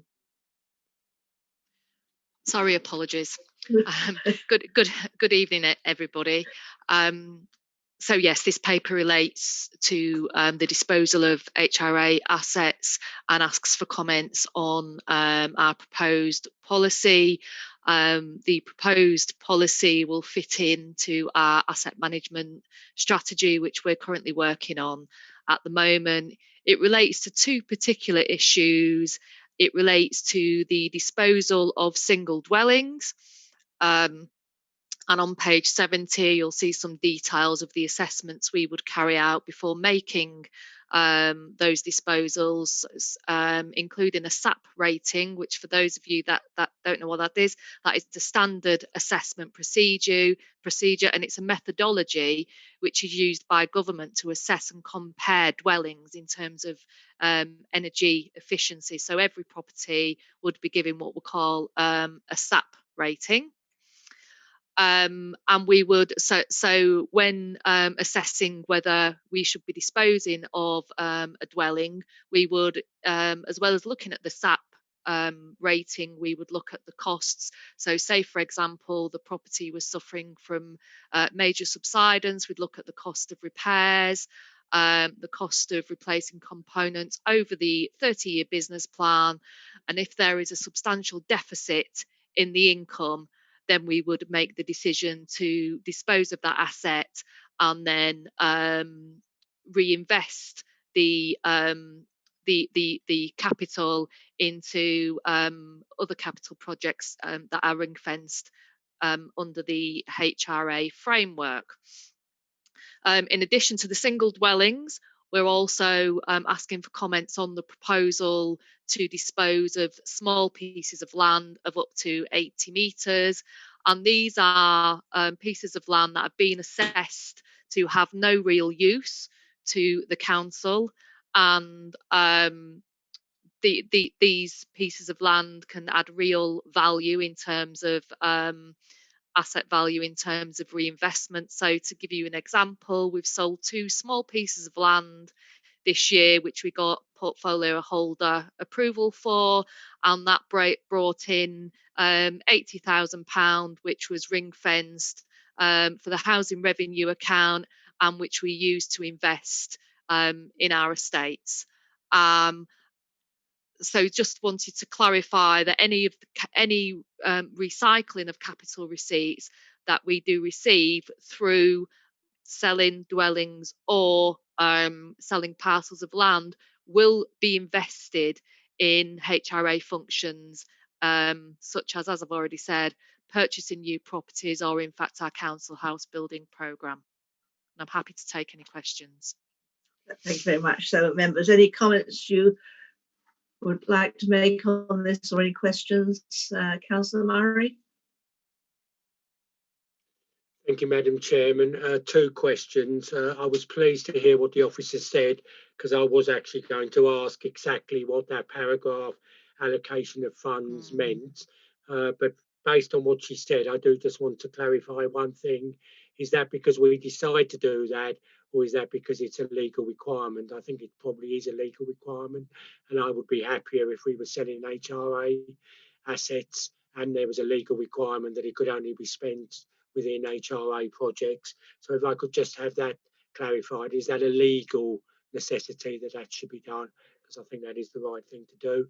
And secondly, I just think even with small pieces of land, local knowledge is really important.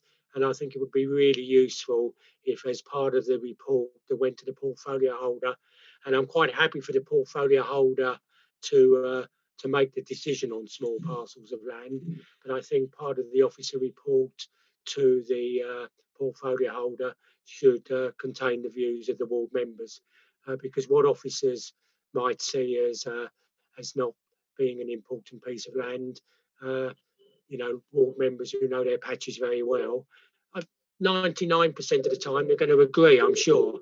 But I think I would like, as normal part of the procedure, that the portfolio holder received a report that contained the comments of the two ward members, or in some cases three, and there's single member wards. I think that should just be part of the process. Thank you, Chairman. Thank you, Deborah. Thank you, Councillor Murray. So in terms of the legal requirement to recycle the revenue, the capital, we've actually been given conflicting advice. So we've actually gone out to council to confirm whether it has to be ring fenced for the HRA or not. However, what we are asking for within the policy is that members commit to commit to ring fencing the capital, so the income for HRA assets. As I'm sure you're all aware, we want to create places where people want to live. Our estates need quite a lot of investment. We've got lots of plans in terms of investment, but we want to make sure we can continue with those plans going forward and create great homes, great communities, great areas for great people. Councillor Murray, I'm sorry, I forgot your second point. First of all, excellent about that policy. Really pleased that that's what we're deciding, whatever the legal position. My second point was, as part of the report to the portfolio holder about selling small parcels, which I am happy for the portfolio holder to do that. I think as part of the report, there should just be an inbuilt part of the procedure where ward members have had a chance to comment, and that's reported to the portfolio holder. So just to respond on that, what the policy is actually asking is that officers make the decision on disposing of pieces of land below 80 square metres. However, the policy is quite detailed in terms of the parameters around that. So to give you an example of a piece of land we disposed of recently, it was a piece of land which was involved in a land grab by a developer. So we challenged that developer. The land wasn't any use to us. We couldn't do anything with it. And we came to an arrangement using best consideration to sell that land to the developer. So the framework is there within the policy to ensure due diligence is done beforehand. I mean, if it was a piece of land above 80 square metres, then we would be going for a portfolio holders report. Okay, Chairman, sorry to pursue that. So above that small piece of land, I think as part of the portfolio holder decision, there should be just officers should have consulted with ward members, so that can be part of the report. I'm not saying the ward members should say yay or nay. That's the portfolio holder's decision. But if I was the portfolio holder, I would certainly want to know what the ward members had felt. So I just think as part of the procedure for pieces of land above the size that you've mentioned, officers should have prior just seen what ward members feel, so it can be reported to the portfolio holder. That's all. Absolutely, and as I've already said, we are about creating places where people want to live. So we absolutely need to consider members, but in particular local residents, when we're disposing of any land or property for that matter. And the reality is too that members could be asked questions by residents about a piece of land, and if they haven't had prior knowledge of what was happening, then it's useful that it could be in some way fed into them that it's a piece that is being put forward in that way. Of course, of course. Thank you. Councillor Janet Whitehouse. Thank you, Chairman. I was going to raise the same issue as Councillor Murray, to ask that ward councillors are informed about any disposals that are taking place in their ward. This used to be the practice. I mean, years ago, it was just automatic that ward councillors were informed about anything happening in their ward. It does seem to have sort of faded away a bit over recent years. But yes, I think that we should be consulted, not to say yes or no, as Councillor Murray said, but to put our views in, and the decision is made by the portfolio holder. So I hope that will take place for all sizes of land. Thank you. Thank you very much. Councillor Wixley. Yeah, thank you, Chairman. I've got a couple of questions, really. The first one, I think the most important one, which I'm concerned about, is regards allotments, which is 2.8 on page 77.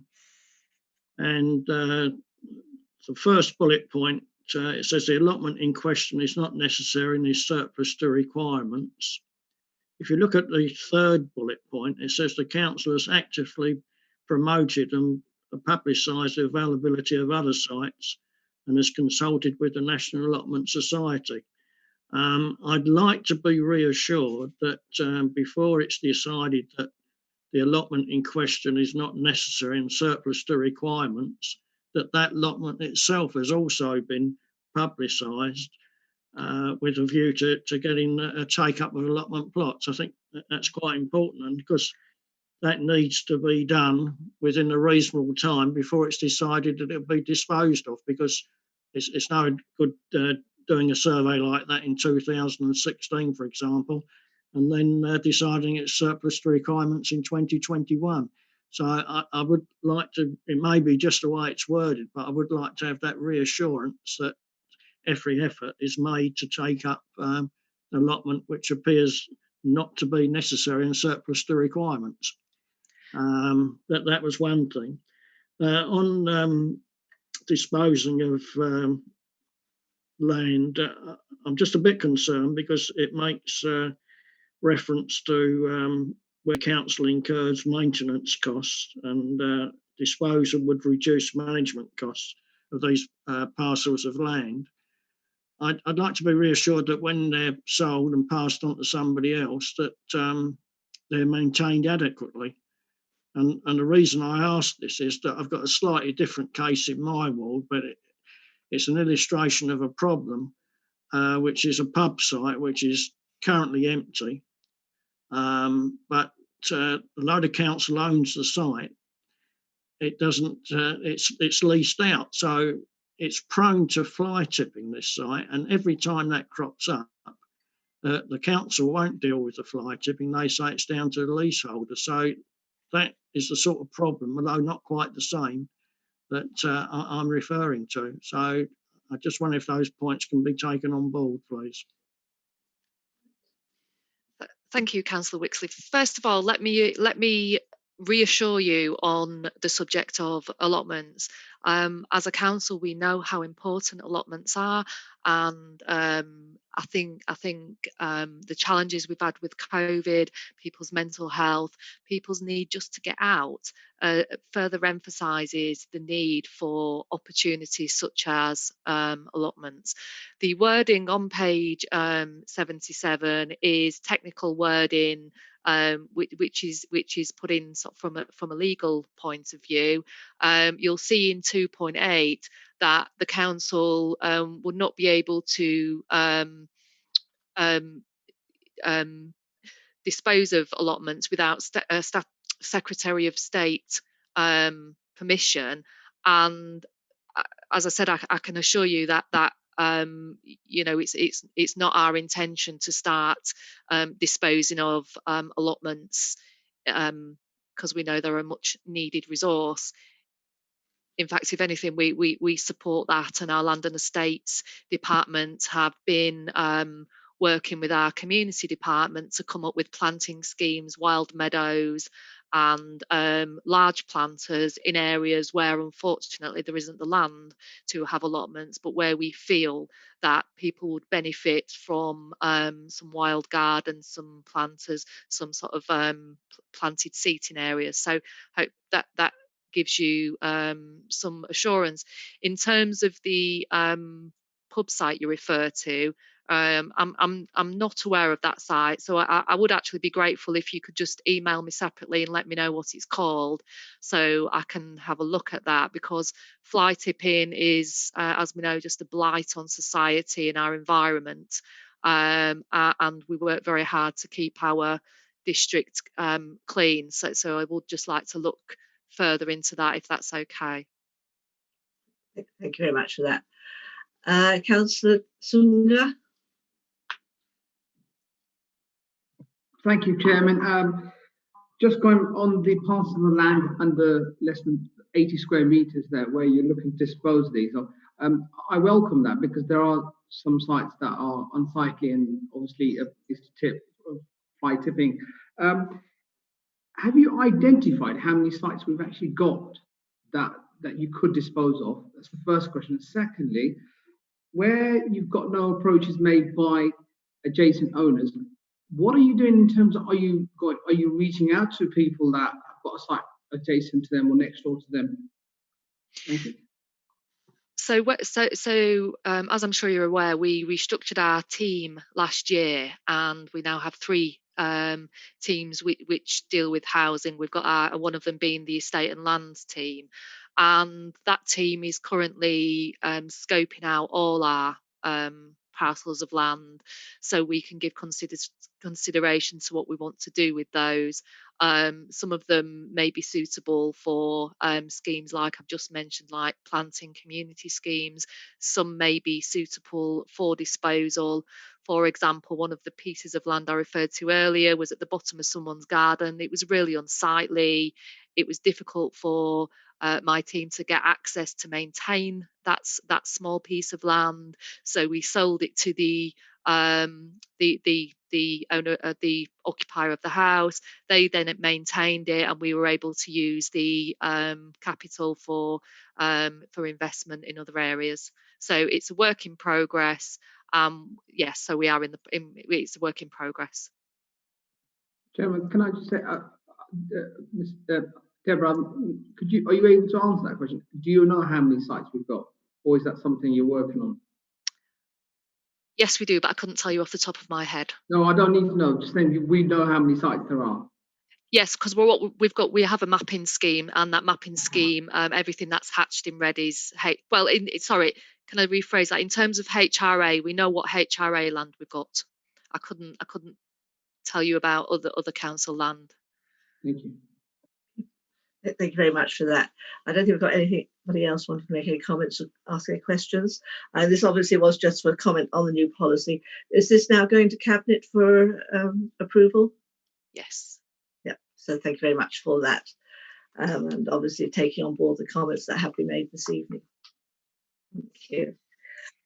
Agenda item 13 is the co-option of an independent member to the Stronger Community Select Committee.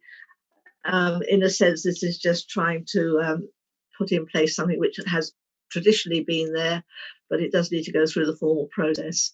Mr. Woodhull, are you just going to say something on this? I wasn't going to say much, Chairman. It's a short report. I think it's very self-explanatory. At the last meeting of the Stronger Community Select Committee, they agreed to request that the Overview and Scrutiny Committee recommend to Council that Mr. Wyn Marshall, who is the Chairman of the Council's Tenants and Leaseholders Federation, be appointed as a non-voting co-opted member of the Stronger Community Select Committee until the end of the 21-22 municipal year. Thank you very much for that. And there is a reason for it being to the 21-22 municipal year, because I think there's only going to be one more meeting of that select committee before the end of this municipal year. So it just makes sure that it continues forward for the following year. So members, are you happy? Oh, sorry, I've got a couple of members who wish to say something on this. Councillor Darshan Sundar? No, that's, what is it? Councillor Rackham. Thank you, Chair. I'd just like to say I feel that the co-adoption of independent members to any committee is a very good thing, and I think we should do more of it. So, and I'm pleased to see that we are doing this on the Stronger Communities Committee. That's all. Thank you very much. So members, can you just give me a general indication of whether you approve this to go forward to council? Yes, please. Yes. Great. Thank you very much. Thank you. Now we come on to item 14, which is something that we looked at previously. It's the local highways task and finish panel, and the question of reconvening of this panel. Before I hand over to Mr. Daw, who's going to take us through this, the recommendation should have read that until after the ending of the third national COVID-19 pandemic lockdown. The lockdown is written within the report, but it's not written within the recommendation. Mr. Daw? Okay, Chair. Basically, obviously, the report is in front of you, but many of you will obviously know that there is the intent to take the next phase of the development of the high streets to the Cabinet before the end of March. They've already considered, obviously, Waltham Abbey and Ongar, and the next three are due in the next month or two.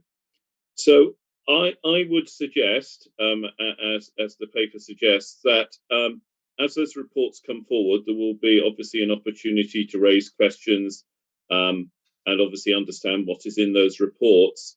And actually, at the earliest at that time, which would hopefully be close to the end of the lockdown, there may be an opportune time to consider how we move on to the next phase of the high streets and how scrutiny should play into that process. Thank you very much for that. So at this point in time, obviously, we're not in a situation where high streets are suddenly going to be able to open up again. And as we said previously, there's an awful lot of work having to be done in the background by officers of various other issues around COVID. So are members happy that we go forward with the recommendation that the local high streets task and finish panel be deferred until after the ending of the third national COVID-19 pandemic lockdown? Agreed. Agreed. Thank you very much for that. And now we move on to the item which is on a yellow supplement. It's the Q3 budget monitoring report for 2021. Again, this is something which would normally not have come to this committee, but because of timing issues around the select committee that would normally have expected to receive this report, it's come to the main overview scrutiny committee. And I pass over to Mr. Hartgrove, who's going to just take us through this. Thank you, Madam Chairman, and good evening, members. Item 15 on the agenda then, the Q3 Budget Monitoring Report 2021, which is contained in your supplementary report pack on pages 117 to 129. I'll keep this very brief given the length of tonight's agenda and the time.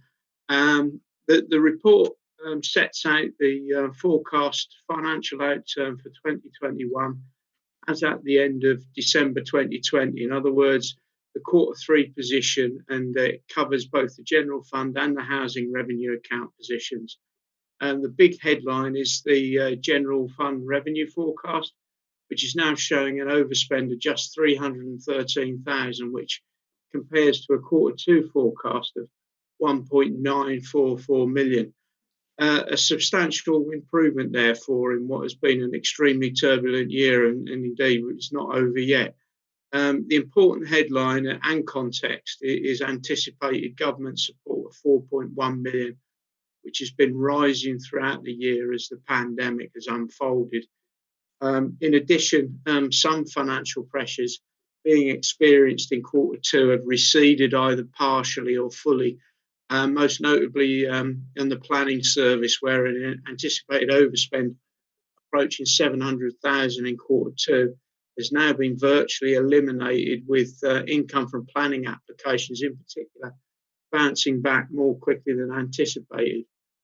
The housing revenue account is less affected by the pandemic, although is experiencing some spending pressures on housing maintenance and capital charges, which is partially compensated for by strong performance on rents from council dwellings.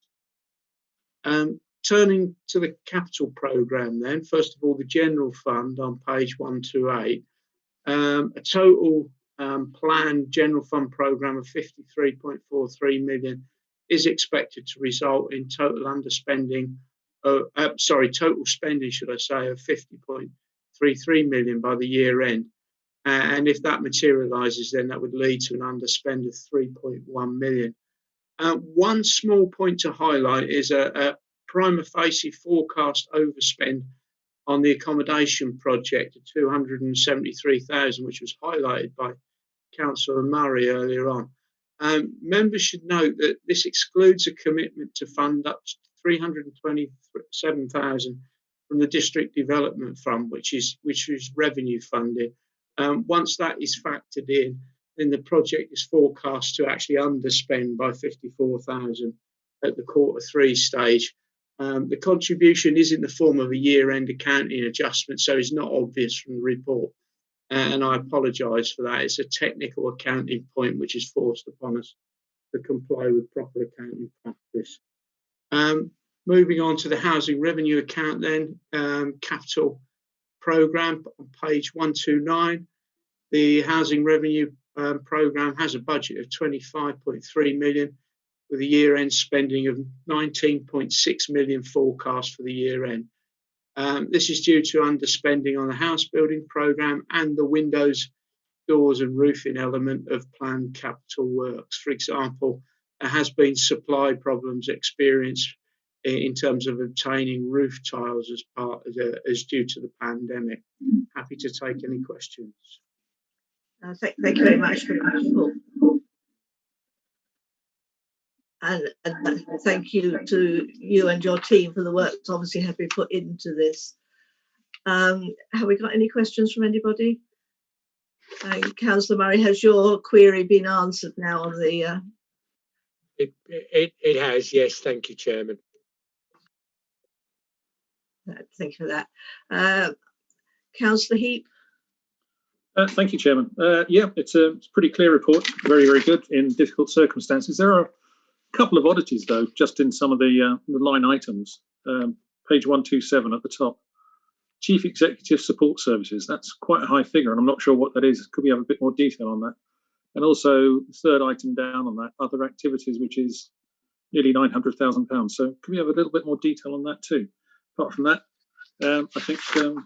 Hartgrove has done a very good job. But it is worthy of noting that Qualis receipts are down, so it seems to be negative without the year being completed, but possibly understandably. Thank you. Mr. Hartgrove, do you want to come back on? I apologise, Councillor Heap. Could you give me your second question again? I was still trying to find an answer to the first one when you raised the second one. It's page 127. It's the top three items under Chief Executive. So it's numbers 1 and 3, or line 1 of 690,000, and then line 3 of nearly 900,000. 892,680. Okay. Yeah, I can see those. I'll have to respond to you. Unfortunately, I don't know that off the top of my head. Right. So thank you for that. So you get back to Councillor. I will email you the answer in the morning. Thank you very much. Councillor Phillip, you wanted to? Yeah, I was just going to highlight the outturn here is an overspend of a small amount only because we've had so much government support. However, it does put us in a relatively strong position coming up to looking for the budget for next year, that the impact on our reserves this year doesn't look as it's going to be anything like as bad as we originally thought. And I would like to echo your comments about the finance department. Mr. Hargrove and Mr. Small, the work that their team has done on this to get us to a point where right at the end of January, we can actually see a full outturn for not just the revenue, but the capital accounts of both the general fund and the HRA.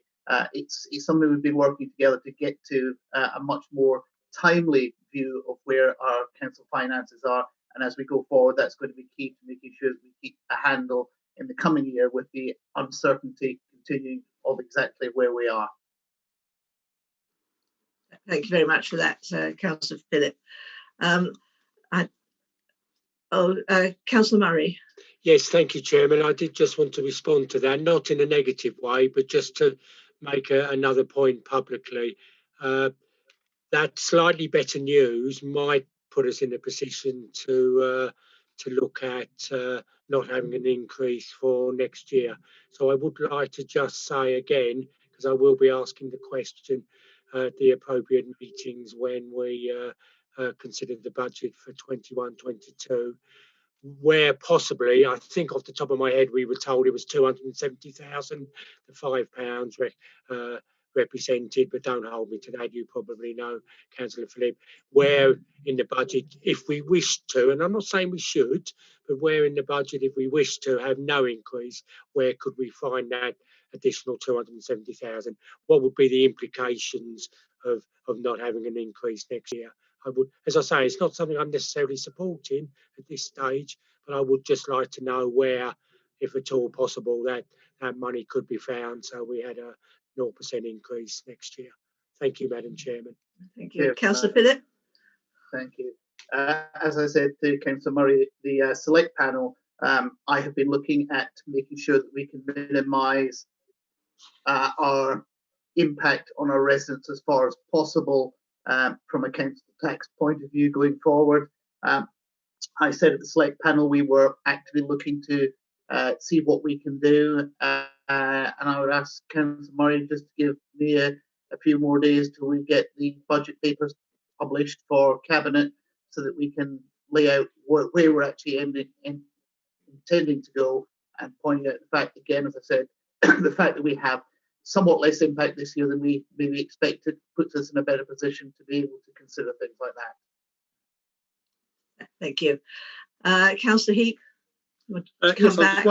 yes, I was just wondering if there's any possibility of using some of the underspend to make sure that everybody in the district who needs a computer to do homeschooling has got one. I suspect that that's perhaps not a question that can be easily answered at this point, but Councillor Phillip?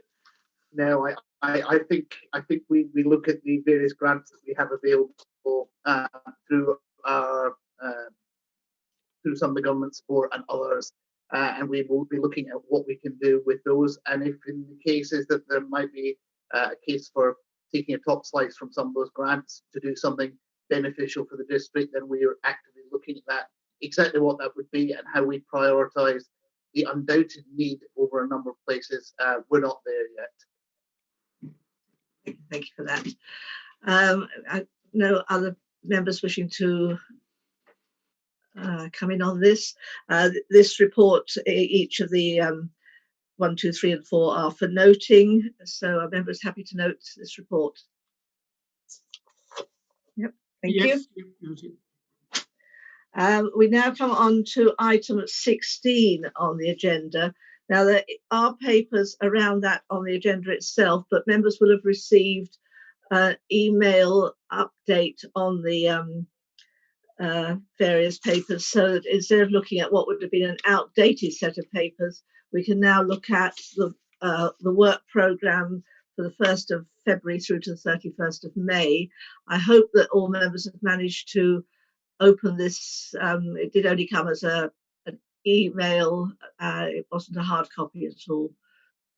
So on the basis that you have been able to go through this, if I just run through the various portfolios and see if anybody's got any questions, any points they wish to raise around the work programme. So on the leaders portfolio, anybody? I'm seeing hands that are up, but I'm not sure whether they're historical or not. Councillor Heap, is yours a new hand? Thank you. And Councillor Murray? Chairman, mine is for when you get to page 12, the technical and environmental services. Right, okay, thank you. So nobody got any comments or questions on the leaders portfolio? If we move on to the planning and sustainability portfolio holder, I know that Councillor Bedford isn't here this evening, but if there is anything that anybody wants to raise, I'm sure it can be fed back to him. Councillor John Phillip. Yes, I think, Madam Chairman, the last item under that, the town centre regeneration, actually falls under the economic development part of the portfolio. So it's in the wrong area. Given that I brought forward both Waltham Abbey and over to Cabinet already, I think that's the logical place to be sitting. Yeah, so that can be picked up for next time one of these papers are published. Councillor Janet Whitehouse. Thank you, Chairman. I haven't got the new paper open. I had a quick look through it, but I wanted to comment on the transfer of services to Qualis. Is that still on the new? The new one is page 10 on the old. On the Right. I'm going through portfolio by portfolio. So if we, when I come to the one that would cover Qualis, we'll see if we can pick that one up. That's item 12, Madam Chairman, and that's why I indicated that's what I wanted to speak on. Okay, fine. Thank you. So nobody got anything on the planning and sustainability. The finance and economic development, there's nothing in the work programme for this period. Can I make one comment, Madam Chairman, because of what Councillor Phillips said, and he said that the High Road one should be in there. Yes. Can I just make the comment again? And I realise that the report will come in one go, but Loughton High Road and the Broadway Shopping Parade should be considered separately because they're quite unique to one another and will have different needs. I understand that it will come as one report for Loughton, but I would be very disappointed if we were talking about the Loughton High Road and the Loughton Broadway as if they needed exactly the same approach, because they won't. I'm sure Councillor Phillip will take that one on board. Yeah. Chairman, I've already responded to Councillor Murray on that one that at a previous meeting, that it's something that we are well aware of, and I completely agree with them. Loughton High Road and the Broadway are two distinct areas and will have different and competing demands, but we will be looking at that sensibly. Thank you very much. And now we come on to the environmental and technical services portfolio. So, I mean, I think Councillor Murray indicated he wanted to speak to this one first, and then I'll come to Councillor Janet Whitehouse. Yes, thank you, Chairman. Both issues, actually. The first one might not mean very much because I don't know what it means. But when I read to consider charging for environmental information regulation requests, I wasn't actually sure what that meant. It may mean very little, or it might be quite a significant change. So I wondered what scrutiny would take place about over that decision before it was actually made, because it may be important, but as I say, I don't know exactly what asking for environmental information regulation requests actually entails.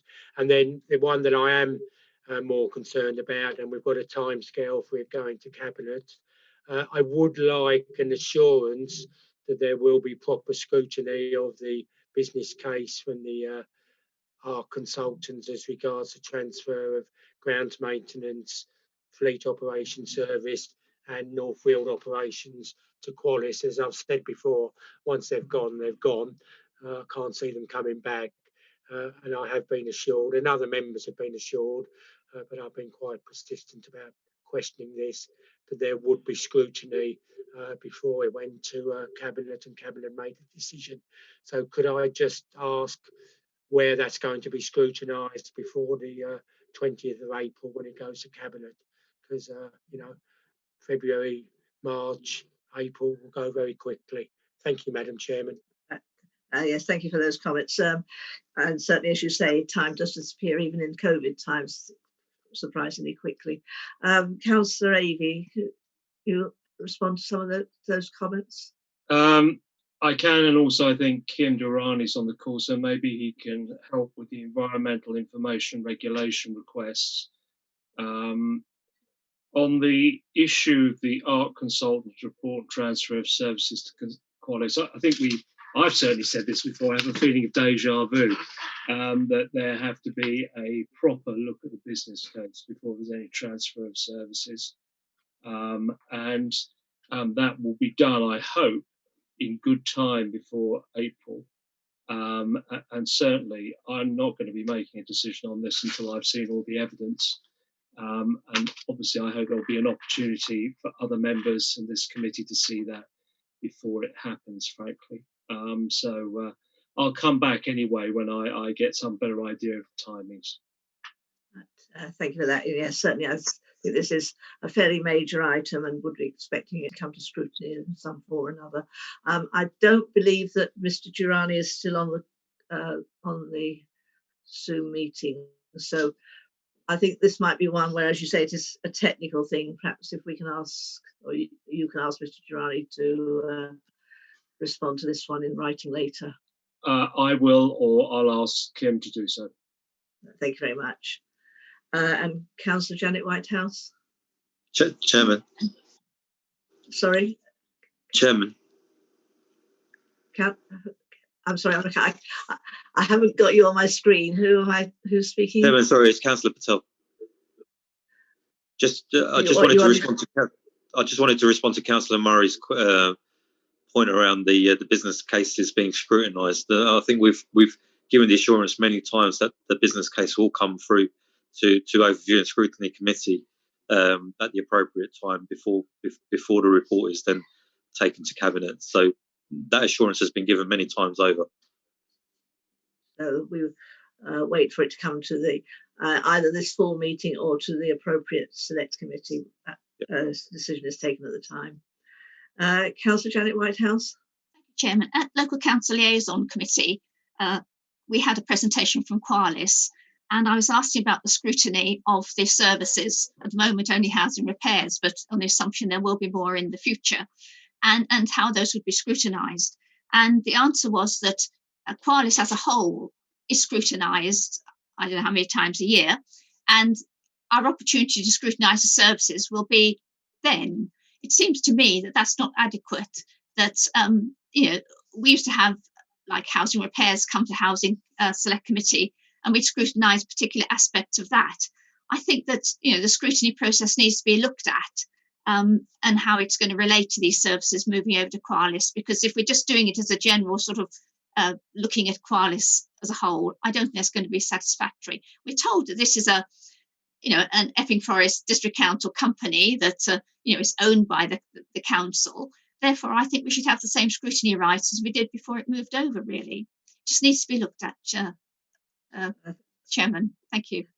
Thank you for those comments. I think the reality is that we're all at all levels feeling our way as to the way forward with Qualis and how it operates and how it will interact with us as a council as a whole. So, but yes, I think point taken, and we'll as things move forward pick that one up.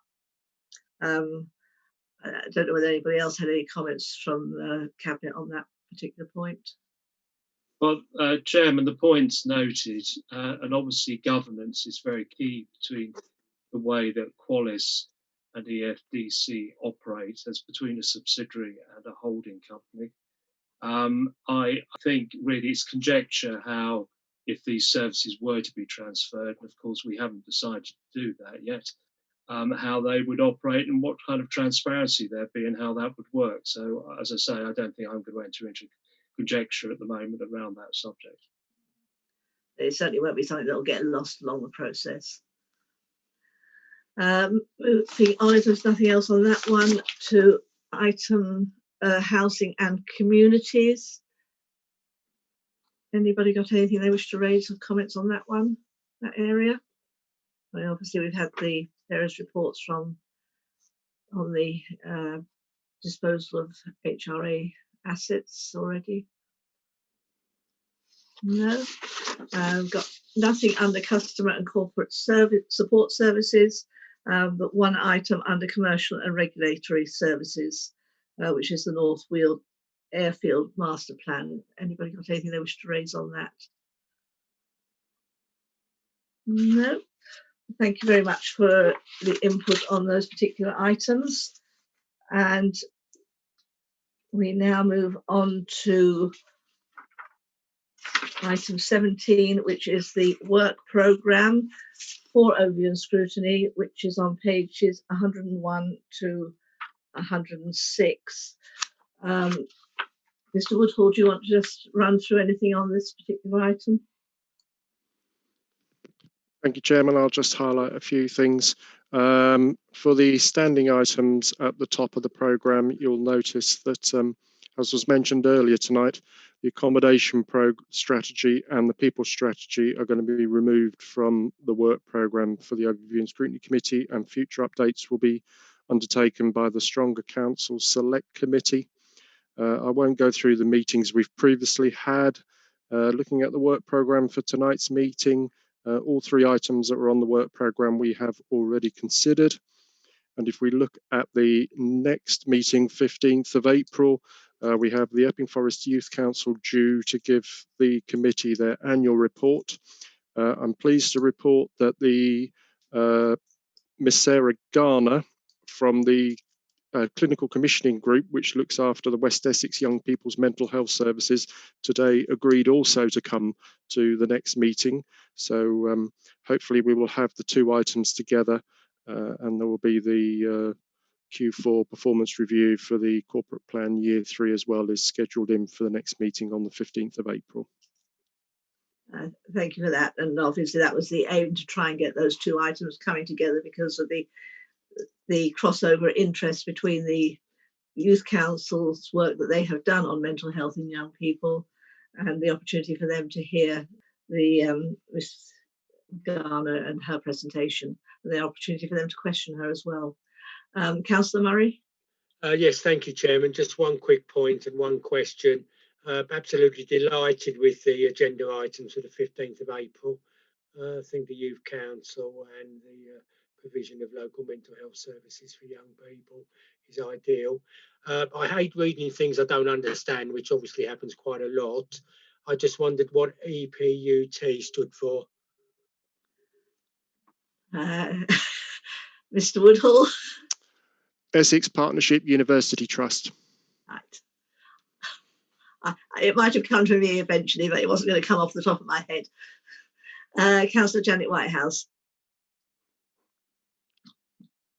Yes, Chairman, item 7, select committee memberships, is coming to the committee in June.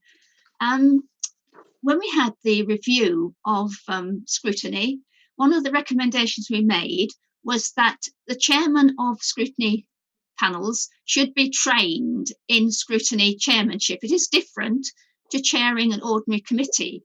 And I haven't seen anything about training in the calendar. There's training for chairman of planning committees, but nothing about training for scrutiny. And I do hope that we can, take that recommendation up, because it is important that the chairman of the scrutiny committees understand how scrutiny is different from an ordinary committee. So please, can that be borne in mind when they're appointed and when the programme is arranged? Thank you, Chairman.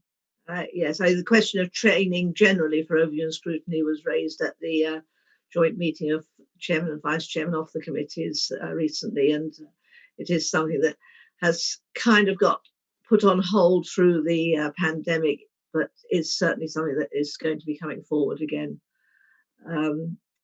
I just going on 22nd of June, that was last year, by the way. That was our last year's programme, but obviously the same will apply for the coming year. No other questions or comments on that, so we can look forward to the next April meeting, when it should be a very interesting evening. And now going on to the work programmes of the select committees. All three select committees have met within the last couple of weeks, so it gives an opportunity to hear what has happened at those meetings, and also where they're going forward in the future. So, Councillor Sunga. Thank you, Chairman. Well, we I don't think we've got much more to report other than the fact that we've decided to, our next meeting's on the 30th of March, where we've got our district police commander who has now confirmed his attendance. Mr. Anthony Alcock will be attending our meeting.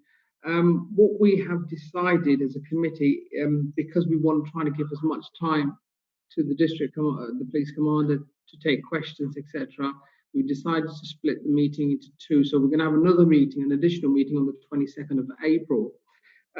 At the meeting on the 30th of March, we look forward to receiving as many questions before the meeting. So I urge and encourage members to put forward any questions you've had so that the commander could have enough time to try to answer them on the day, on the 30th of March. So if you've got questions, if you can touch base with our democratic officer, Rebecca Perrin, to just take those questions on board ahead of the meeting so we can pose them to the police borough commander.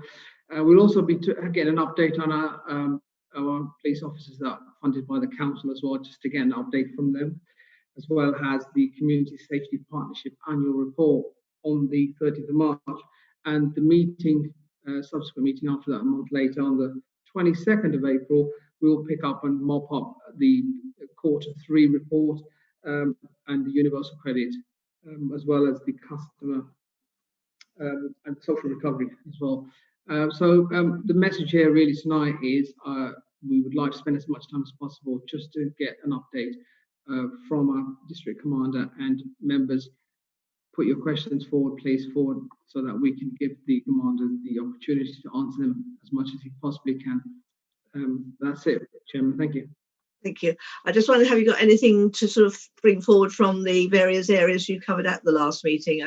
You know, the issues around rough sleepers or the health and wellbeing reports that you got from the Whip Cross Hospital? Yeah, so we gave an update on, there's nothing really much more to update because the report from the Whips Cross, that presentation was given to members. But in terms of the rough sleepers, I think we've tackled that already. The portfolio holder, I think Councillor Whitbread wasn't at that meeting. I'm not sure if she's on the meeting tonight, whether she wanted to add something to that report, but is Councillor Whitbread online? I'm not sure she is. If she wants to add anything to the rough sleepers. But other than that, nothing more to update. Hopefully we'll come back on the 30th of March and report back on the two meetings that we'll have going forward. Okay, thank you very much for that. And then moving on to the Stronger Council Select Committee. Madam Councillor Chairman, I've put my hand up. Oh, sorry, I scrolled through the lists and missed you. Councillor Murray. Yeah, not a problem. My question is actually about the one on the 30th of March that the chairman hasn't mentioned. I do actually agree with him. Obviously, the two items he has mentioned are vitally important. But given post-COVID, if social recovery report is what I think it might mean, that to me is really important. And I just wondered if he was able, or the appropriate officer, don't want to put him on the spot, whether he was able to give a parameters of what that report is likely to cover, because social recovery could mean anything. Is that about support for community groups or regenerating community or something? When I saw that, I thought that sounded a very, very important item, the social recovery item that you're having on the 30th of March. Yes, thank you, Councillor Murray. I think we've got Rebecca Perrin online. Perhaps you'd like to just elaborate on that, the item that we've put on the agenda. Sorry, I believe that Councillor Holly Whitbread would respond to that. Oh, okay. Councillor Whitbread. Thanks, Chairman. And I'll just say to Councillor Sangwar, I was on for his comments, and the report on rough sleepers was really useful, actually. And I know that the homelessness team have done some really fantastic work in the first lockdown and moving into the third lockdown on that. And I'm always happy to take any questions. In relation to the social recovery piece, I won't be able to provide a detailed outline of that this evening, but it does link to the COVID recovery work, particularly in terms of kind of online programs to support whether it be benefits or job searches. So it's a kind of wider program of support that we're providing residents both online and in person, hopefully through community hubs when we start to deliver them, and with the civic offices opening in March. But it's quite a wide piece of work about the work we'll be doing to support the people who need it most when we come out of the pandemic and the ongoing work as well. Thank you. Thank you for that, Chairman. I do think then it's important in terms of that meeting that it doesn't get lost with those two other really major items. You've got three really important items at that meeting then. Chairman, if I may. Yes, Councillor Patel. Thank you. I think the Portfolio Advisory Group has been given an outline of what the social recovery piece is going to look like. And there's been members from all parties as part of that group who've had that overview. First from Julie Chandler, and now secondly from Jen Gould. The work that they're undertaking has been led around the wider determinants of public health group that was set up nearly a year ago now. But they really looked at project work that took place in Paternoster Ward and in Sheyononga, and that all really the basis of some of the work that we were looking to bring forward. The social recovery piece is, I mean, that's one aspect of the social recovery piece. It does link in with health and how we're going to support our residents holistically across the district. But the report that's likely to come forward, I'm not sure about the exact detail of that at present, but there is a lot of work that has been undertaken, very similar to the work that we've done around the economic recovery piece that Cabinet received the report back in the summer. And we saw some of those project pieces come forward in December. So the social recovery piece was a little bit behind the economic recovery piece, but it is coming. And again, we'll be along the same sort of thread of trying to look at the short-term fixes, the short-term quick wins, essentially, to try and get more community buy-in, and then looking at the more medium and longer-term parts of the recovery, but also engaging with our health partners, because they're very important and key to what we're looking to achieve for our residents. Thank you for that, Councillor Patel. Councillor Sunga, is that an item that is going to be going into the 22nd of April rather than 30th of March? Yes, Chairman, that's correct. It has been penciled in for the 22nd of April.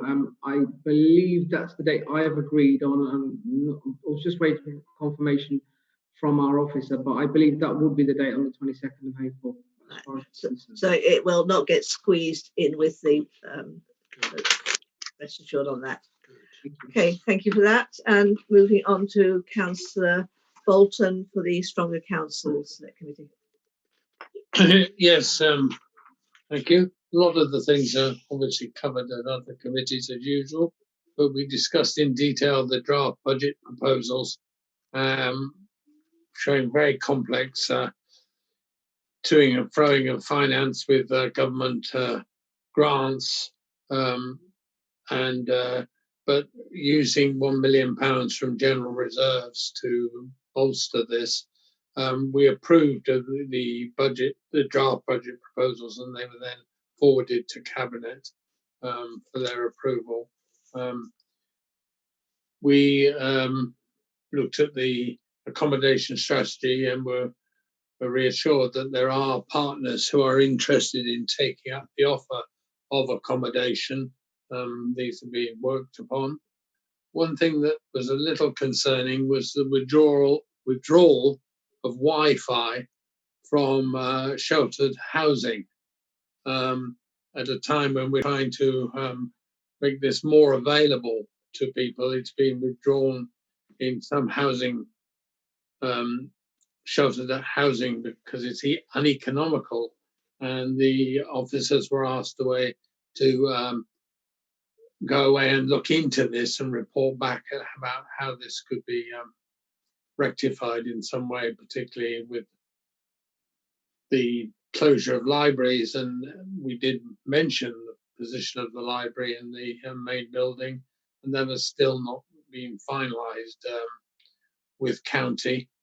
I think those are the main issues that were were addressed. There were smaller details, but I don't think they need to be discussed in great detail at this point unless other members would wish to look into that. Thank you. Thank you very much for that update. Anybody got any questions or comments on that? No, thank you very much. And moving on to Stronger Place Committee, Councillor Heather. Yes, thank you, Chairman. We received an update on local plan, which went on quite a bit because of the mitigation strategy. So it didn't really get updated as investigated as such. It's something that's to be discussed elsewhere. So we didn't go into any decision-making process or anything like that. So that's gone away. The rest of the meeting was more or less of ups and downs. We're down on the income from the leisure centres. Obviously, everything we seem to be dealing with is affected by COVID in some way, shape or form. So the waste management contract was looked at because the waste being produced by the people staying at home has actually gone up. But BIFRA are doing an excellent job and they're not trying to get any more money out of us at the moment. So that's going very good. We looked at the demand responsive transport, which apparently is very well supported at the moment, replacing a bus route 87. But whether that's well supported at the moment because it's still free and we're awaiting the Commissioner's verdict on whether we get the licence to operate it as a fare paying bus is another thing. But that's being investigated. And that's about it. As I say, lots of work has been done in the background by the officers, but the COVID just seems to have put everything to the back burner with regards to the town centre rejuvenation and everything else. There's still lots of stuff going on, but it's just not moving forward as such. Thank you very much for that. No, it's not that things are being forgotten about, it's just that this is not the time on which they can be moved forward at all. Anybody else got any comments or questions? No, well, thank you all very much for those updates. And I think that now brings us to exclusion of public and press, and we have no items for the exclusion of public and press. So I would finish by thanking you all very much for your attendance and contributions this evening, and look forward to the next meeting when we do have the Youth Council and the mental health services update for the area as well. So thank you all very much. Thank you very much, Chairman.